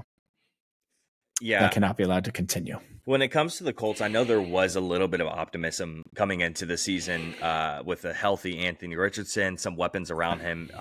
Jonathan Taylor coming in with a full offseason with no weird contract dispute, weird things going on. But also the weapons that in Michael Pittman being re-signed, Alec Pierce, you draft A.D. Mitchell. And so a lot of optimism when it came around. The Colts defense, again, like you said, supposed to be pretty good. Kind of looking rough right now. I'm going to go ahead and hit the panic button on them just because there was a little bit of optimism coming into the season. And the upcoming schedules, they play some tough defenses. And if Anthony Richardson's going to look this bad against this defense, then maybe we should be looking at him very closely for this season and what happens going forward. They got the Flacco-nator over there. Yeah, so that's true. That's true. They got the quarterback carousel is going to be turning by the time week 14 ends up hitting. Next, we have the Jacksonville Jaguars inside that same division, also 0-2. Not a lot of optimism when it came to the entire season, a little bit, but not really a whole lot. I'm going to press panic just because you just paid Trevor Lawrence and he does not look very good. We had a conversation already. Trevor Lawrence getting paid a lot of money for not really having a whole lot of success at all. He looks fine, but $55 million a year tells you a little bit more than fine. So he looks pretty rough up to this point, playing Miami and playing Cleveland. Cleveland does have a decent defense out there, but he doesn't look good. So is it more of panic on the team or panic on Trevor Lawrence? It's a little bit of both, but I'm definitely panicking a little bit on Trevor Lawrence because the performances so far up to this point after getting paid does not look good. So with the Jacksonville Jaguars, what are we doing here? Could you imagine in that stadium, the owners of the Jaguars, Shad Khan, he has more money than anyone knows what to do with. Right. And then the Browns owner, who's meddlesome at best. Can you imagine them getting together and writing the game check for their 2 quarterbacks that they're paying Deshaun Watson? And yeah, I thought that you and I were going to have a conversation this year about Trevor Lawrence and him moving on to his next team. They decided to pay him. I think it was a mistake. Yeah. That whole draft class was an absolute mistake. Coming off that COVID year where there wasn't a lot of college football and a lot of scouting, it all just seems kind of, strange. Gabe Davis, 7 targets, only 3 catches. I mean, I know Brian Thomas had the huge play. That was cool. Travis Etienne, he just does not look like, how often do we see these change of pace backs take over the workload? And then it just doesn't have that. Yeah. We saw it with Tony Pollard. Everybody was like, give Tony Pollard the carry. Zeke sucks. Zeke's terrible. And then they gave it to him. Now, Tony Pollard did break his leg in the playoffs and then came back and didn't have a great year. But yeah, Travis Etienne was terrible down the stretch last year. His yards per carry were trash. All this stuff was trash. Yeah. And it's just like, well, it doesn't look like he's able to shoulder the load. And some guy named Dearness Johnson got 5 carries for them on Sunday. I don't think that's the answer. Don't get me wrong. Etienne had a touchdown. He had 4 yards per carry. He had a 20-yard scamper, but after his 20-yard scamper, that means that he had 12 carries for only 30 yards. And that's not great when you're trying to move the ball down the field. Yeah, no, absolutely. And the very last one that we have here is the LA Rams. Drew, this is the last one we have. We have some other 0-2 teams, but we're not going to cover them. Titans, Broncos, Giants, Panthers. Not a lot of expectation there. We're not going to cover them about panic or patience because who gives a fuck? But the LA Rams, what are we doing with them? Are we panicking or are we having a little bit of patience? No, the Rams are in trouble. I agree. I'm panicking for them as well. They got the 49ers this week. The 49ers are like 8-point favorites in that game. I know that doesn't really matter, but clearly Vegas is out on them also. Then the next week they got the Bears, and Caleb's got to figure it out at some point, I imagine. And then they got Green Bay, and I think that's scheduled roughly to be around the time that Jordan Love's supposed to be back. And then luckily they go into their bye week and it kind of lightens up for them. They got Raiders, and then they got to go face the Sam Darnold Vikings. So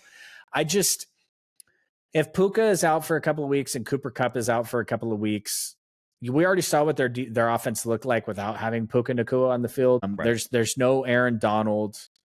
And what are we worried about on that offensive side of the football, especially against the 49ers defense, the Chicago Bear defense, the Green Bay defense that's been better this year? The Raiders defense is probably Max Crosby wreaking havoc. So Minnesota's defense is really good. Then you have Seattle's defense. It's looking pretty bleak for them. And I think I picked them originally to make the playoffs this year because I just thought Matthew Stafford, same guy really. Matt Stafford was just going to go crazy, and he just doesn't have anyone to throw the ball to. And he's old.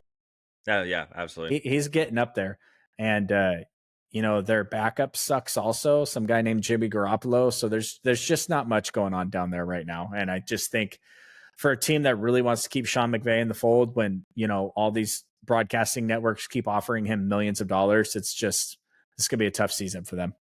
No, I'm right there with you when it comes to the panicking for them. And yeah, a big part of it is definitely the injuries piling up. It might not look good for the Rams heading forward, who did have a lot of big playoff aspirations heading into the season. So injuries, unfortunately, are part of the game, and it's something that completely can derail your season. And even just a couple of weeks having your superstars out can throw it off and you not make a playoff spot, because it's very possible with another team emerging in the NFC like the Saints. It might be hard to make that wild card. So looking at the 2-0 teams now, we're going to go ahead and ask the question very early in the season. Are these teams contenders or pretenders? And not contenders for a Super Bowl. That's not what we're talking about here. We're talking about, are they contenders to make the playoffs? That's all we're talking about here. Again, which of these 2-0 teams are legit and which are faking it? Starting off with the Buffalo Bills, I think this is going to be a pretty resounding contenders for both of us. I wasn't the biggest believer in the Buffalo Bills coming into the season. Again, I'll admit when I'm wrong. I don't give a fuck. I'll admit when I'm wrong. But the Bills look pretty good. If they keep rocking out like this and Josh Allen keeps doing his thing, I think he has an MVP coming very, very quickly his way, and a very solidified playoff spot, especially with Tua now going to be out. He's placed on the IR, unfortunately, going to be talking to an outside neurologist about some of the concussion stuff, which we'll get into Tua a little bit later. But yeah, so Buffalo Bills, we're going to go ahead and I believe, Drew, we're both going to say they're contenders, correct? I'm not even going to bother commenting on this. Are the Chiefs contenders? Yeah, the fuck they are. The Buffalo Bills contenders? Yes, sir, they are. Yep. I'm not even going to give any more words on this. The hater. The Pittsburgh Steelers, where are you at with them? Pretenders. Big time. Yeah, I'm right there with you. I don't give a shit about them. You have Justin Fields and Russell Wilson and the carousel of quarterbacks that are going to end up going in and out. Are they probably going to be a 9-8 team and not be a losing team? Because that seems like what all Mike Tomlin cares about, probably. But are they going to be a playoff team? I don't think so. Not at this point. They're going to enjoy their spot at the top right now in that division, but it's not going to last very long. Looking at the Houston Texans, we both agree that these guys are contenders. There's another one that's not even worth talking about, in my opinion, unless you have something else to say that I don't know about from Houston. No, I mean, Houston, let's say 2 wide receivers tear their ACLs. They're still deep. Yeah. Running back goes down. They're still deep. Their defense. I was watching the game the other night, unfortunately, because it was a shitty game to watch, and I had completely lost all thought in my brain about a man named Will Anderson, who is a freaking phenom. Because we're talking about Aiden so much recently, but Will Anderson, he's just a beast. That defense, and D'Amico is just a beast, and yeah, absolutely. Unfortunately, you've put me in this position on this podcast the last couple of months to kind of do this Bills versus Texans thing, so I can't really enjoy the Texans as much. But if I had to take an AFC team it would be the Bills. But if the Bills didn't exist, it's actually Josh Allen. It's not really, I don't give a shit about the Bills. Josh Allen's just from our area of our neck of the woods. So I always will root for him, especially because he did absolutely nothing in college and he's just developed into an absolute pro. And, the early comparisons for Trey Lance was Josh Allen. Obviously that's not going to work out, but I love Josh Allen. But the Texans, if you flash forward into the future and you told me they were in the AFC Championship game, that wouldn't really surprise me. Yeah. I think these next couple of teams are the interesting ones, and it's a team we're going to start out with one that you have been championing, and it's going to be Chargers. It's going to be the Chargers. So for you, are the Chargers contenders or pretenders right now? For me, they're contenders because I can't go back on what I've already said. And if you just mathematically look at the equation, the Texans, everyone else in their division is 0-2. Denver's 0-2. The Vegas Raiders are 1-1 somehow. The Bengals and the Ravens are 0-2. Right. And the Jets, Patriots, and Miami are all 1-1. The Miami's not going to be winning any games anytime soon. New England's obviously not going to be winning games anytime soon. And 7 teams get in. So mathematically at this point, I think 9 games will get you in. Yeah. Can they go 7-8 the rest of the way? You know what I'm saying? Like, I think they can. They got games in their own division. They got, a weaker schedule coming up. And and frankly, they really haven't played that well recently. And, they beat the Raiders and they beat the Panthers. That's got to be 2 bottom 5 teams in the league. But they got Pittsburgh this week. So, if they come in and the defense shuts down Justin Fields and their offense scores. Was Russell Wilson in pads this week? I didn't see. I did not. I got to Google that after we get off. For me, so you said, obviously you've been a champion of the LA Chargers coming into the season, and you can't really go back on that now. While I've been on the other side of the fence, we've obviously had a couple of disagreements heading into the actual NFL season, and this has been one of them. And I just don't think they've done enough for me personally with the teams that they've beaten to really call them contenders. I think this whole thing can fall apart any minute personally. So I'm still on the pretender side of it. If we revisit this in the next couple of weeks and we have another discussion about contenders and pretenders for the playoffs, it might flip around. But for right now, I'm going to stick with the Chargers being pretenders because I think this whole thing the wheels on the bus can just fall off. Yeah, I'm just not willing to bet against a Harbaugh. Yeah, it's just tried and true. They go to the playoffs.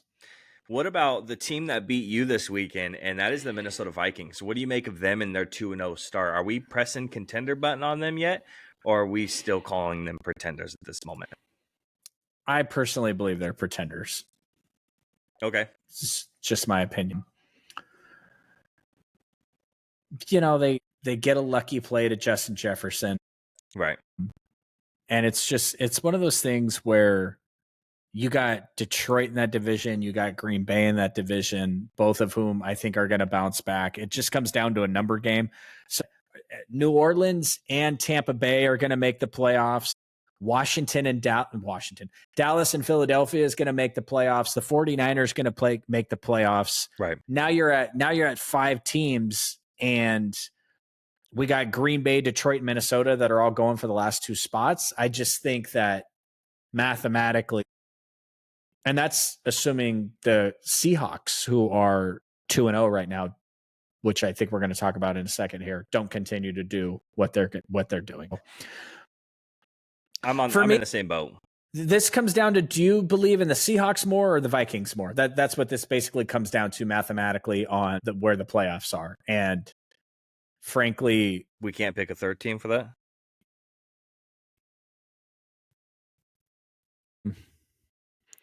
I mean, I'm not even giving Atlanta any consideration here. Oh yeah, no, or Arizona. Yeah. So, I mean, maybe Kyler Murray's just legit this year. Then that makes it almost impossible for the Vikings to get in. Right. Unless they just don't ever lose. I mean, if they go, I think the league has to let them into the playoffs if they win every one of their games. So I think it's in the rules or something. Yeah, I think it's part of the thing. So honestly, I'm in the same boat as you when it comes to the Minnesota Vikings. I'm also on the pretender side of the ball. They have a rough schedule coming up too, so they're really going to be tested. Houston, Green Bay.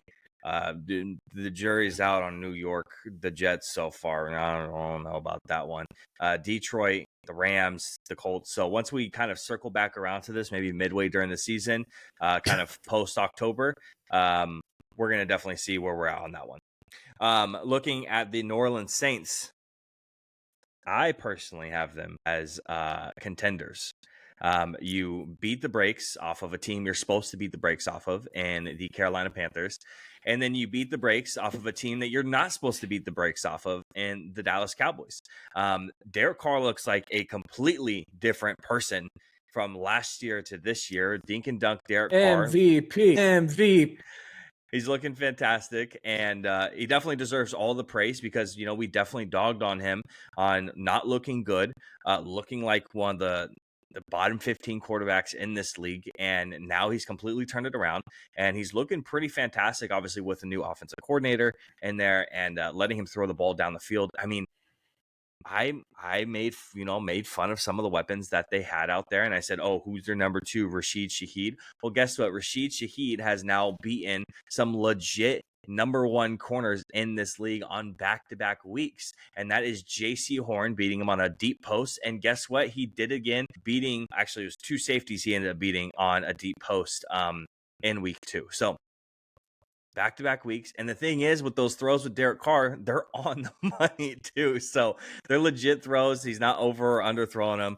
So definitely got to say that the Saints are going to be, so far through 2 weeks, contenders for the playoffs in my book. What about for you? It's crazy what a little pre-snap motion can do to your offense. They were dead last in the NFL last year because they were running some offense out of the 1980s. And they bring in a guy that runs a ton of motion and has a lot. I think he was 90 plus on the day. So it is what it is. They look like they're really good so far. That division is up for grabs. And frankly, give me New Orleans and Tampa Bay in the playoffs with just Derek Carr and Baker Mayfield just going nutso. I'm in. Right. And that's our other team, and that's Tampa Bay Buccaneers. Are we both on the contender side with this? They were a playoff team, or they were a playoff team. Do we still believe in them?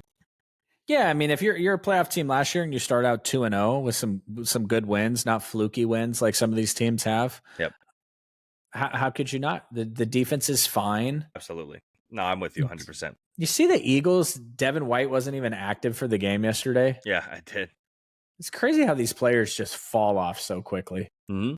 It makes some of these long-lasting players in the leagues, even we laugh a little bit at Von Miller's contract, but some of these guys that just operate at a high level for a really long time. Yep. That's why players like Frank Gore should make the Hall of Fame. 16 seasons, 16,000 yards. Let me just throw that in there. And our last 2-0 team that we're going to talk about is the Seattle Seahawks.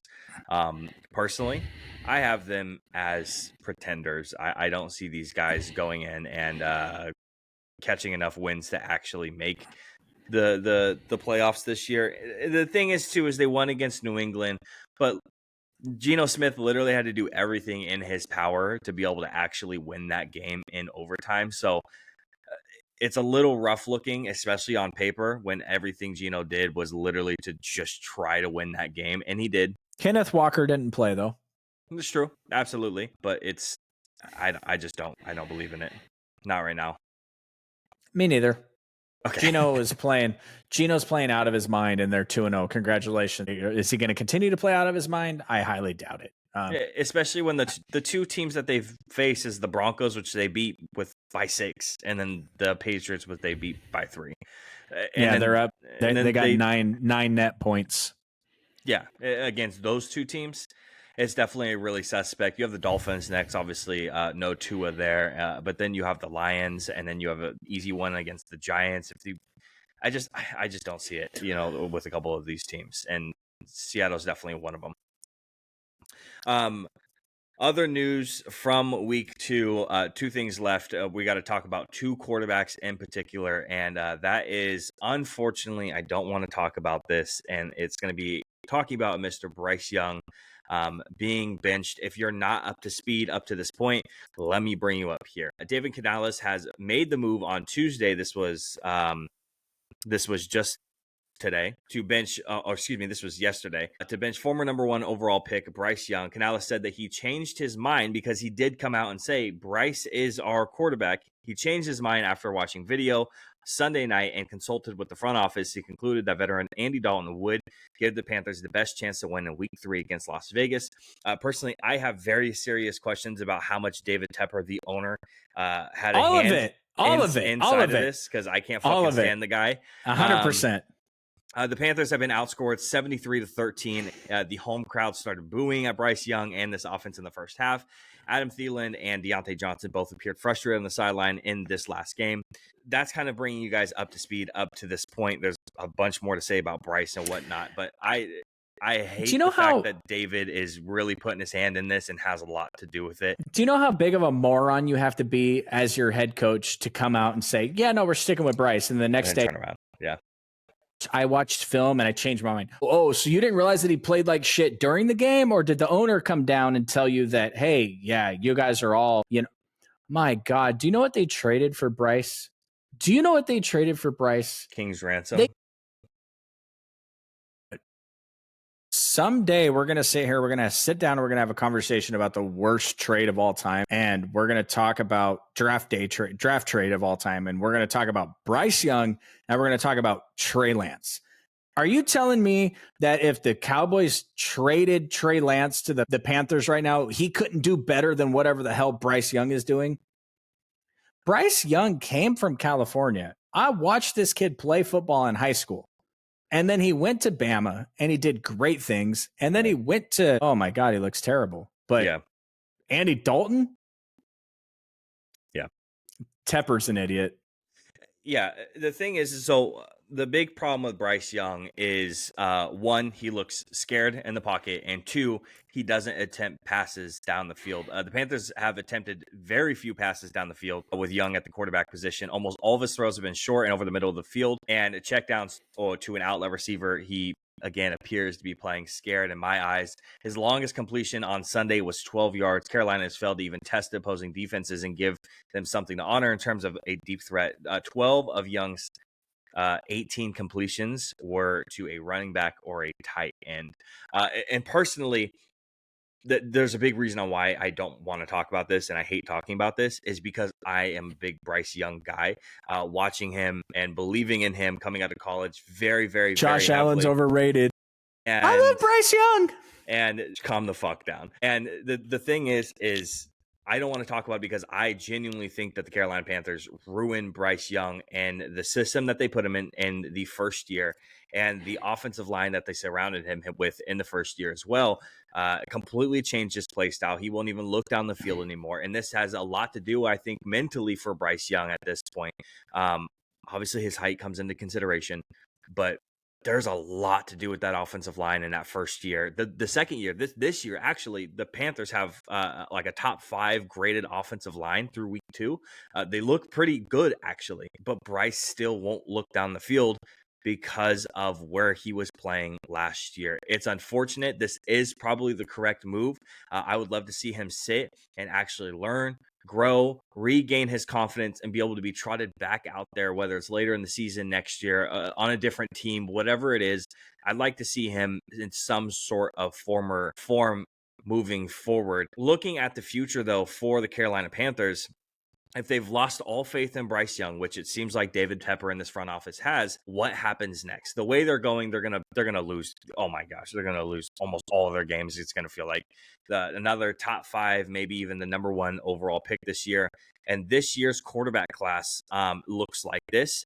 It's Georgia's Carson Beck. It's Colorado's Shedeur Sanders. Texas A&M's Connor Weigman. Texas Connor Ewers, which I don't know about that. Miami's Relax, Cam bro. Ward. He's playing out of his mind. Texas, the number 1 freaking school in the nation right now. Quinn Ewers, he's doing great. And then Mississippi's Jackson Dart. So that's what the quarterback class looks like. We knew last year scouting this class, all of the talks, the previous class, all the talks that the next class is going to be a little bit weaker. So if you want a quarterback, you might as well grab him right now. Is the Carolina Panthers going to grab a quarterback in this next draft if they lose all faith in Bryce? No. They're gonna draft Travis Hunter. Is that where they're going? Yeah, okay. They just can't pass on the talent.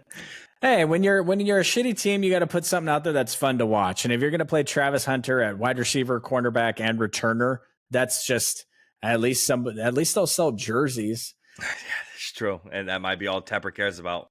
The Carolina Panthers have been irrelevant for so long, and Cam Newton did his best. You know what I mean? But like, nobody on their team, their offensive line is doing really good. But these wide receivers, like Adam Thielen's like 103. You know, Xavier Legette, you and I both had him really, really low in our wide receiver rankings. They drafted a tight end, but is he good? It's hard to say. We don't know. Like, just because you're drafted high doesn't mean you're good. Once you step foot onto the field, your draft ranking doesn't matter anymore. Yep. But in my opinion, we got to stop treating Bryce like the number one overall pick. We got to pay attention to what he's putting on the field. And if he was a 4th round pick or a 5th round pick or a 3rd round pick or the Mr. Irrelevant, he'd be benched for his play the first 2 games of the season. And if we're talking about benching Deshaun Watson, then we have to be talking about benching Bryce Young. Yeah. It's just, he has not been any resemblance of a quarterback. And again, it's unfortunate. I hate it, you know. But that's the reality of the situation, and hopefully Bryce can get some type of help to get himself to where he needs to be to be an actual starter in the league. Because if we're being honest, when it comes to backups, he's probably not the most ideal backup in the world just because of his height and his stature. He's probably not going to get a whole lot of opportunities. While there's guys out there who might be just as good or maybe worse quarterbacks in terms of backups out there, they're going to get the better opportunity because they have the height, they have the stature, and they have then the experience to back all that up. So we might legitimately be looking at Bryce Young out of the league in a couple of years. The other quarterback that we, again, unfortunately have to talk about is going to be Tua.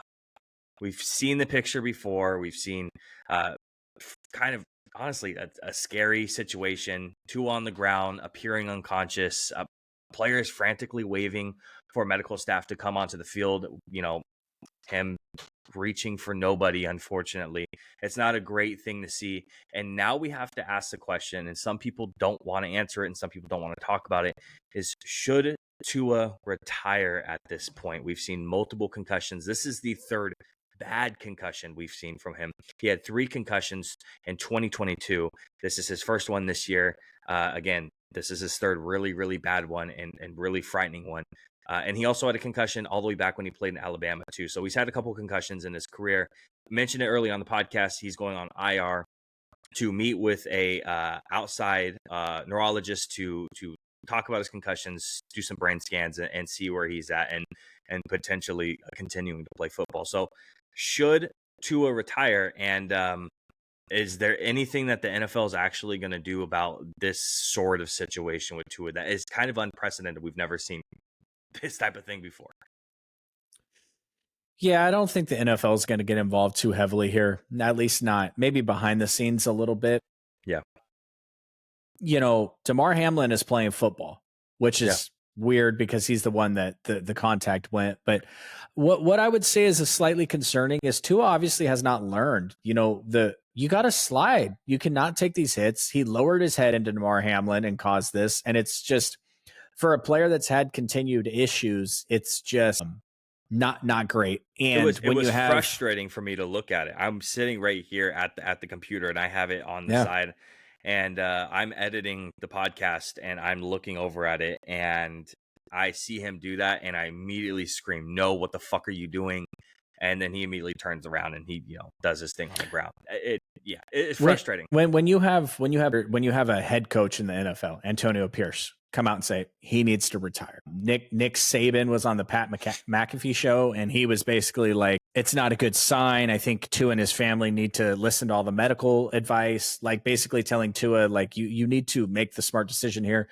Mike McDaniel said that he kissed him on the side of his head as he was walking off, which is, I don't know if you've seen the photo, but it's pretty powerful. Yeah. And he said that you need to go be the quarterback of your family right now.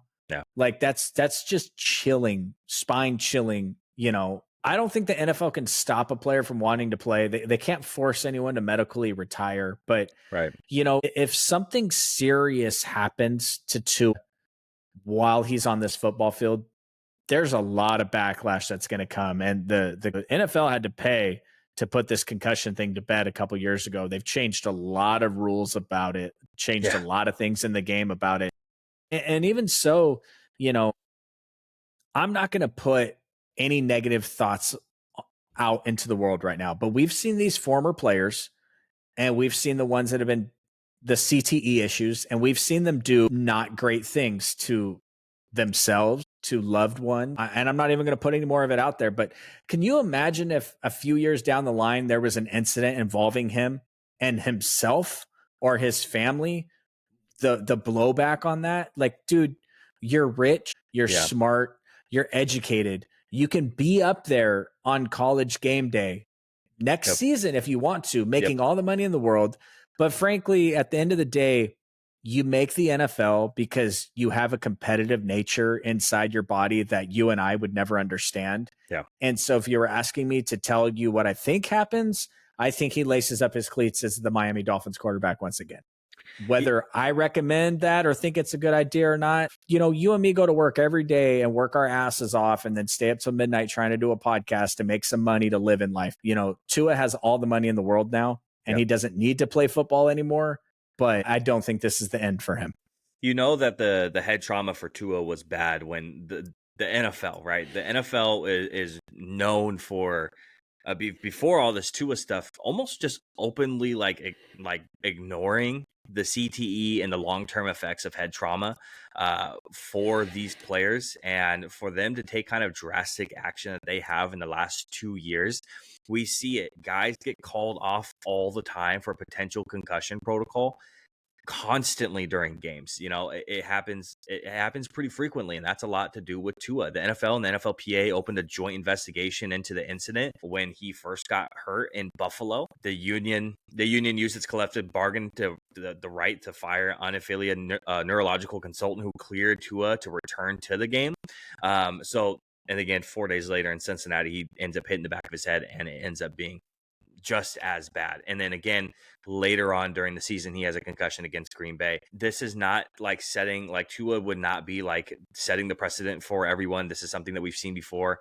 Jordan Reed retired at 30 because of citing concussions and potential head trauma. Chris Borland, 49er at 24. linebacker. Luke Kuechly at 28, Ali Marpet at 28. These guys have retired early, and they've all cited early head trauma and concussions as their reasoning. They didn't have $200 million contracts. And they didn't have $200 million contracts, and their concussions and what they've seen, the graphic nature of Tua being on the field multiple times is they were never like that. And so this is something we've seen over and over again. I'm curious to see the NFL actions going forward. I know there's the whole like guardian cap thing that's kind of coming into the games, to see maybe if they implement something against Tua, or if Tua makes a decision to actually medically retire from football. I don't think anyone would blame him at this point. We had the conversation 2 years ago when Tua had the bad concussion the second time in Cincinnati, that Tua might have to medically retire, that this might be done. And then he came back. He had a great season last year, got paid, and we're having the same conversation 2 years later again. And it's unfortunate. And this is Tua as a person, not as a football player. And I think that's what they're putting forward at this moment. Wrapping up week 2, heading into week 3. Drew, only 2 things on our docket. One, wrapping up the podcast, is one, which 2 NFL teams to you need a win this week and why? You can give one, you can give both of them at the same time if you want, but I want to know which 2 NFL teams need a win. I'm going to give you some small criticism live on the podcast. Next time we got to discuss some heavy ass shit like a player dying on the football field. That needs to go last. Yeah. Because now I got to get hyped back up to tell you why the Cincinnati Bengals and the Baltimore Ravens absolutely need a win this week. And I'm only about 50% into it because it just, that the Tua stuff is just. I remember growing up going to youtube.com and searching up the Here Comes the Boom videos where these Patrick Willis would just be killing somebody. You know, that shit openly makes me cringe now. Openly. There's a video of that just went viral on Twitter the other day, or X. It was, I think it was Wes Welker being laid out by someone on the Patriots after a tipped ball. And it just, I can't watch it. And I know older NFL fans can. I know your dad loves it. These dudes like just getting laid out and knocked out. I can't watch it. Seeing that Tua stuff on the field, watching him going to those fencing postures, it makes me feel icky inside for rooting and watching this sport. It's tough. No, I totally get it. Moving on. Baltimore, they have a 2-time MVP at quarterback. Cincinnati, they have a top 6 guy at quarterback. They are both 0-2. They both had Super Bowl aspirations this year. Phone's going crazy. Apparently, people are liking what I'm saying. They need to figure it out. They need to get a W this week. Baltimore has a game that, well, I would say should have been a W against the Ravens, but they have a huge win, a huge game this week. Maybe you can comment more on that. And it is not a guaranteed win for them. And the Bengals are playing, please hurry up, computer. Well, the Bengals are playing the Commanders. So maybe I'll take the Bengals off my list. They're going to win that game. But the Ravens, they need to roll in, and they need to get that dub. And if they do, it might be panic button time on the other side of that. So honestly, I'm right there with you when it comes to the Baltimore Ravens. Is I think they also need a win this week. Obviously, I'm not hoping they win this week going against the Dallas Cowboys. It's going to be interesting to see how the Cowboys bounce back against the run this week because of how horrible we played against them. Definitely some huge questions there at defense. My other team that I have that I think need a win this week, and it's for a completely different reason from just like trying to save their season and trying to be like taken into playoff consideration, is I think the Saints kind of need a win this week. And I think that if they catch another win this week, they're playing a division opponent against the Atlanta Falcons. If they can catch another win this week, I think we could start to seriously question whether the Saints are going to win this division or be serious playoff contenders. Obviously, I had them contenders for the pretender or contender segment. But I think if we take them more serious, or we can take them more serious after a win this week, which I think is obviously very possible playing the Atlanta Falcons, how they've played. It's a division opponent, so that some of that gets kind of thrown out the window a little bit. So I think those two teams are in need of a win this week. And then our weekly upset of the week, Drew, you got yours correct.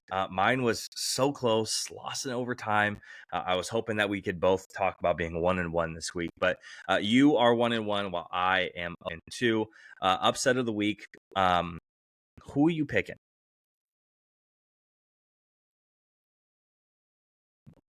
Because I'm curious. I didn't want to go first because I was curious to see if you were going to choose one of these teams. how many did you pick? I picked 2. So I picked 2. If you were going to pick one, I picked another. I'm gonna drop a little stat on you for my upset of the week. Okay. And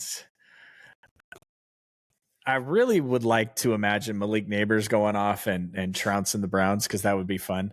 But there is a certain player in this league who is undefeated against the team he is playing on Sunday. Do you know who it is? I do not. The Red Rifle, Mr. Andy Dalton, has never lost to the Las Vegas Raiders in his career. So Okay. Carolina, fresh off the Raiders' victory against the Baltimore Ravens, is going to give the Carolina Panthers their first win of the season under the quarterbacking of Mr. Andy Dalton. Upset of the week, book it. I picked 2, and I thought maybe you were going to pick 1. So Did you mess around with Sam Darnold at all? No, I didn't. Okay. I am going to go with the Arizona Cardinals winning against the Detroit Lions. I really like what I'm seeing out of Kyler this year. And Detroit's been a little bit shaky, obviously. And the quarterback play last week of Jared Goff was super questionable. And again, Arizona's coming in high. Obviously, Arizona is not the team to beat this year, but I do think that they may come in with an upset coming out of this week.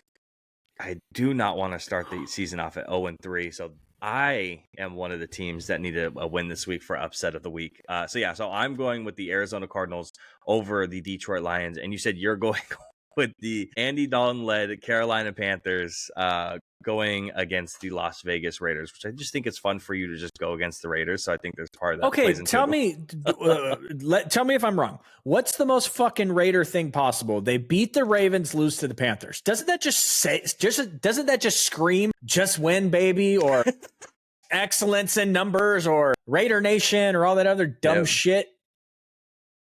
No, I'm there with you. What do you think about the Arizona Cardinals over the Detroit Lions? Do you think how much stock would you put into that one? To be honest with you, I honestly didn't consider that, just because that wouldn't surprise me. Like that, okay. I wouldn't be like, oh man, that was a crazy upset, just because, Detroit's home field is crazy.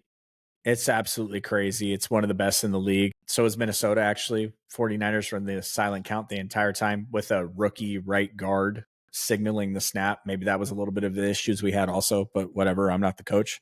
We wouldn't have any wins if I was. Yeah, I mean, I wouldn't be shocked if Arizona wins. I think that's a cheap, easy one for you to get on the winning the win board here. The slate's kind of whack. You know what I mean? Like, I think honestly, Kirk Cousins going in and doing his damn thing against Kansas City, that's got Kirk Cousins written all over it, but I wouldn't pick it. San Francisco 49ers versus the Rams, that makes me nervous as hell. The Rams getting a win there would be very, very bad. But I might put the Cowboys on my list of teams that need to get a win this week. You go down back. Yeah, Ravens, Cowboys. I almost did it. You go down 1-2, and then you're staring right down the rifle of you bounce back against New York, but then you go Pittsburgh, Detroit, San Francisco, Atlanta, Philadelphia, Houston. Yeah. You could lose all those games and you could win all those games. So essentially none of those. No, I agree, absolutely. So, well, we are officially at the 2-hour mark on the dot. That is going to be our podcast. If you made it all the way to the end, we do very much appreciate it. Make sure to hit subscribe.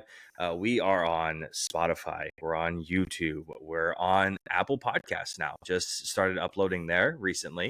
Last week was the first upload. So for the new season, going to continuously upload on there as well. We're on TikTok as well if you want to go find our clips. And then YouTube, you can find our shorts as well. So make sure you follow us on all platforms. If you've made it to the end, very much appreciate it. Drew, before we take off and go watch this week's slate of games, do you have anything to say to the people? Yeah, I want to give you guys a glimpse into Niner Nation out here in California. I walked into work today and I locked eyes with 4 or 5 people that are 49ers fans in the building. And do you know what the overwhelming discourse from those guys were? Do you know what they kept saying to me over and over? What's that? They kept saying light the beam, which means my 49ers friends have already turned the page on the NFL season or waiting for the Kings to kick off in October. So I'm telling the 49ers fans to get off the ledge. I'm telling the Cowboys fans to get off the ledge. We're still okay. There's a lot of season left. And fortunately for us, we both have teams where they can sneak in the 6th, 5th, 7th seed. It doesn't matter. They can go crazy. Yeah. Well, hopefully either both of us win or both of us lose, so we don't have to rub it too much in each other's faces. But besides that, we, again, appreciate everyone sticking around. We love you for that. If you're in the live asking questions, we appreciate that as well. So besides that, we will see you guys next week, Tuesday, probably around the same time. See ya. Peace.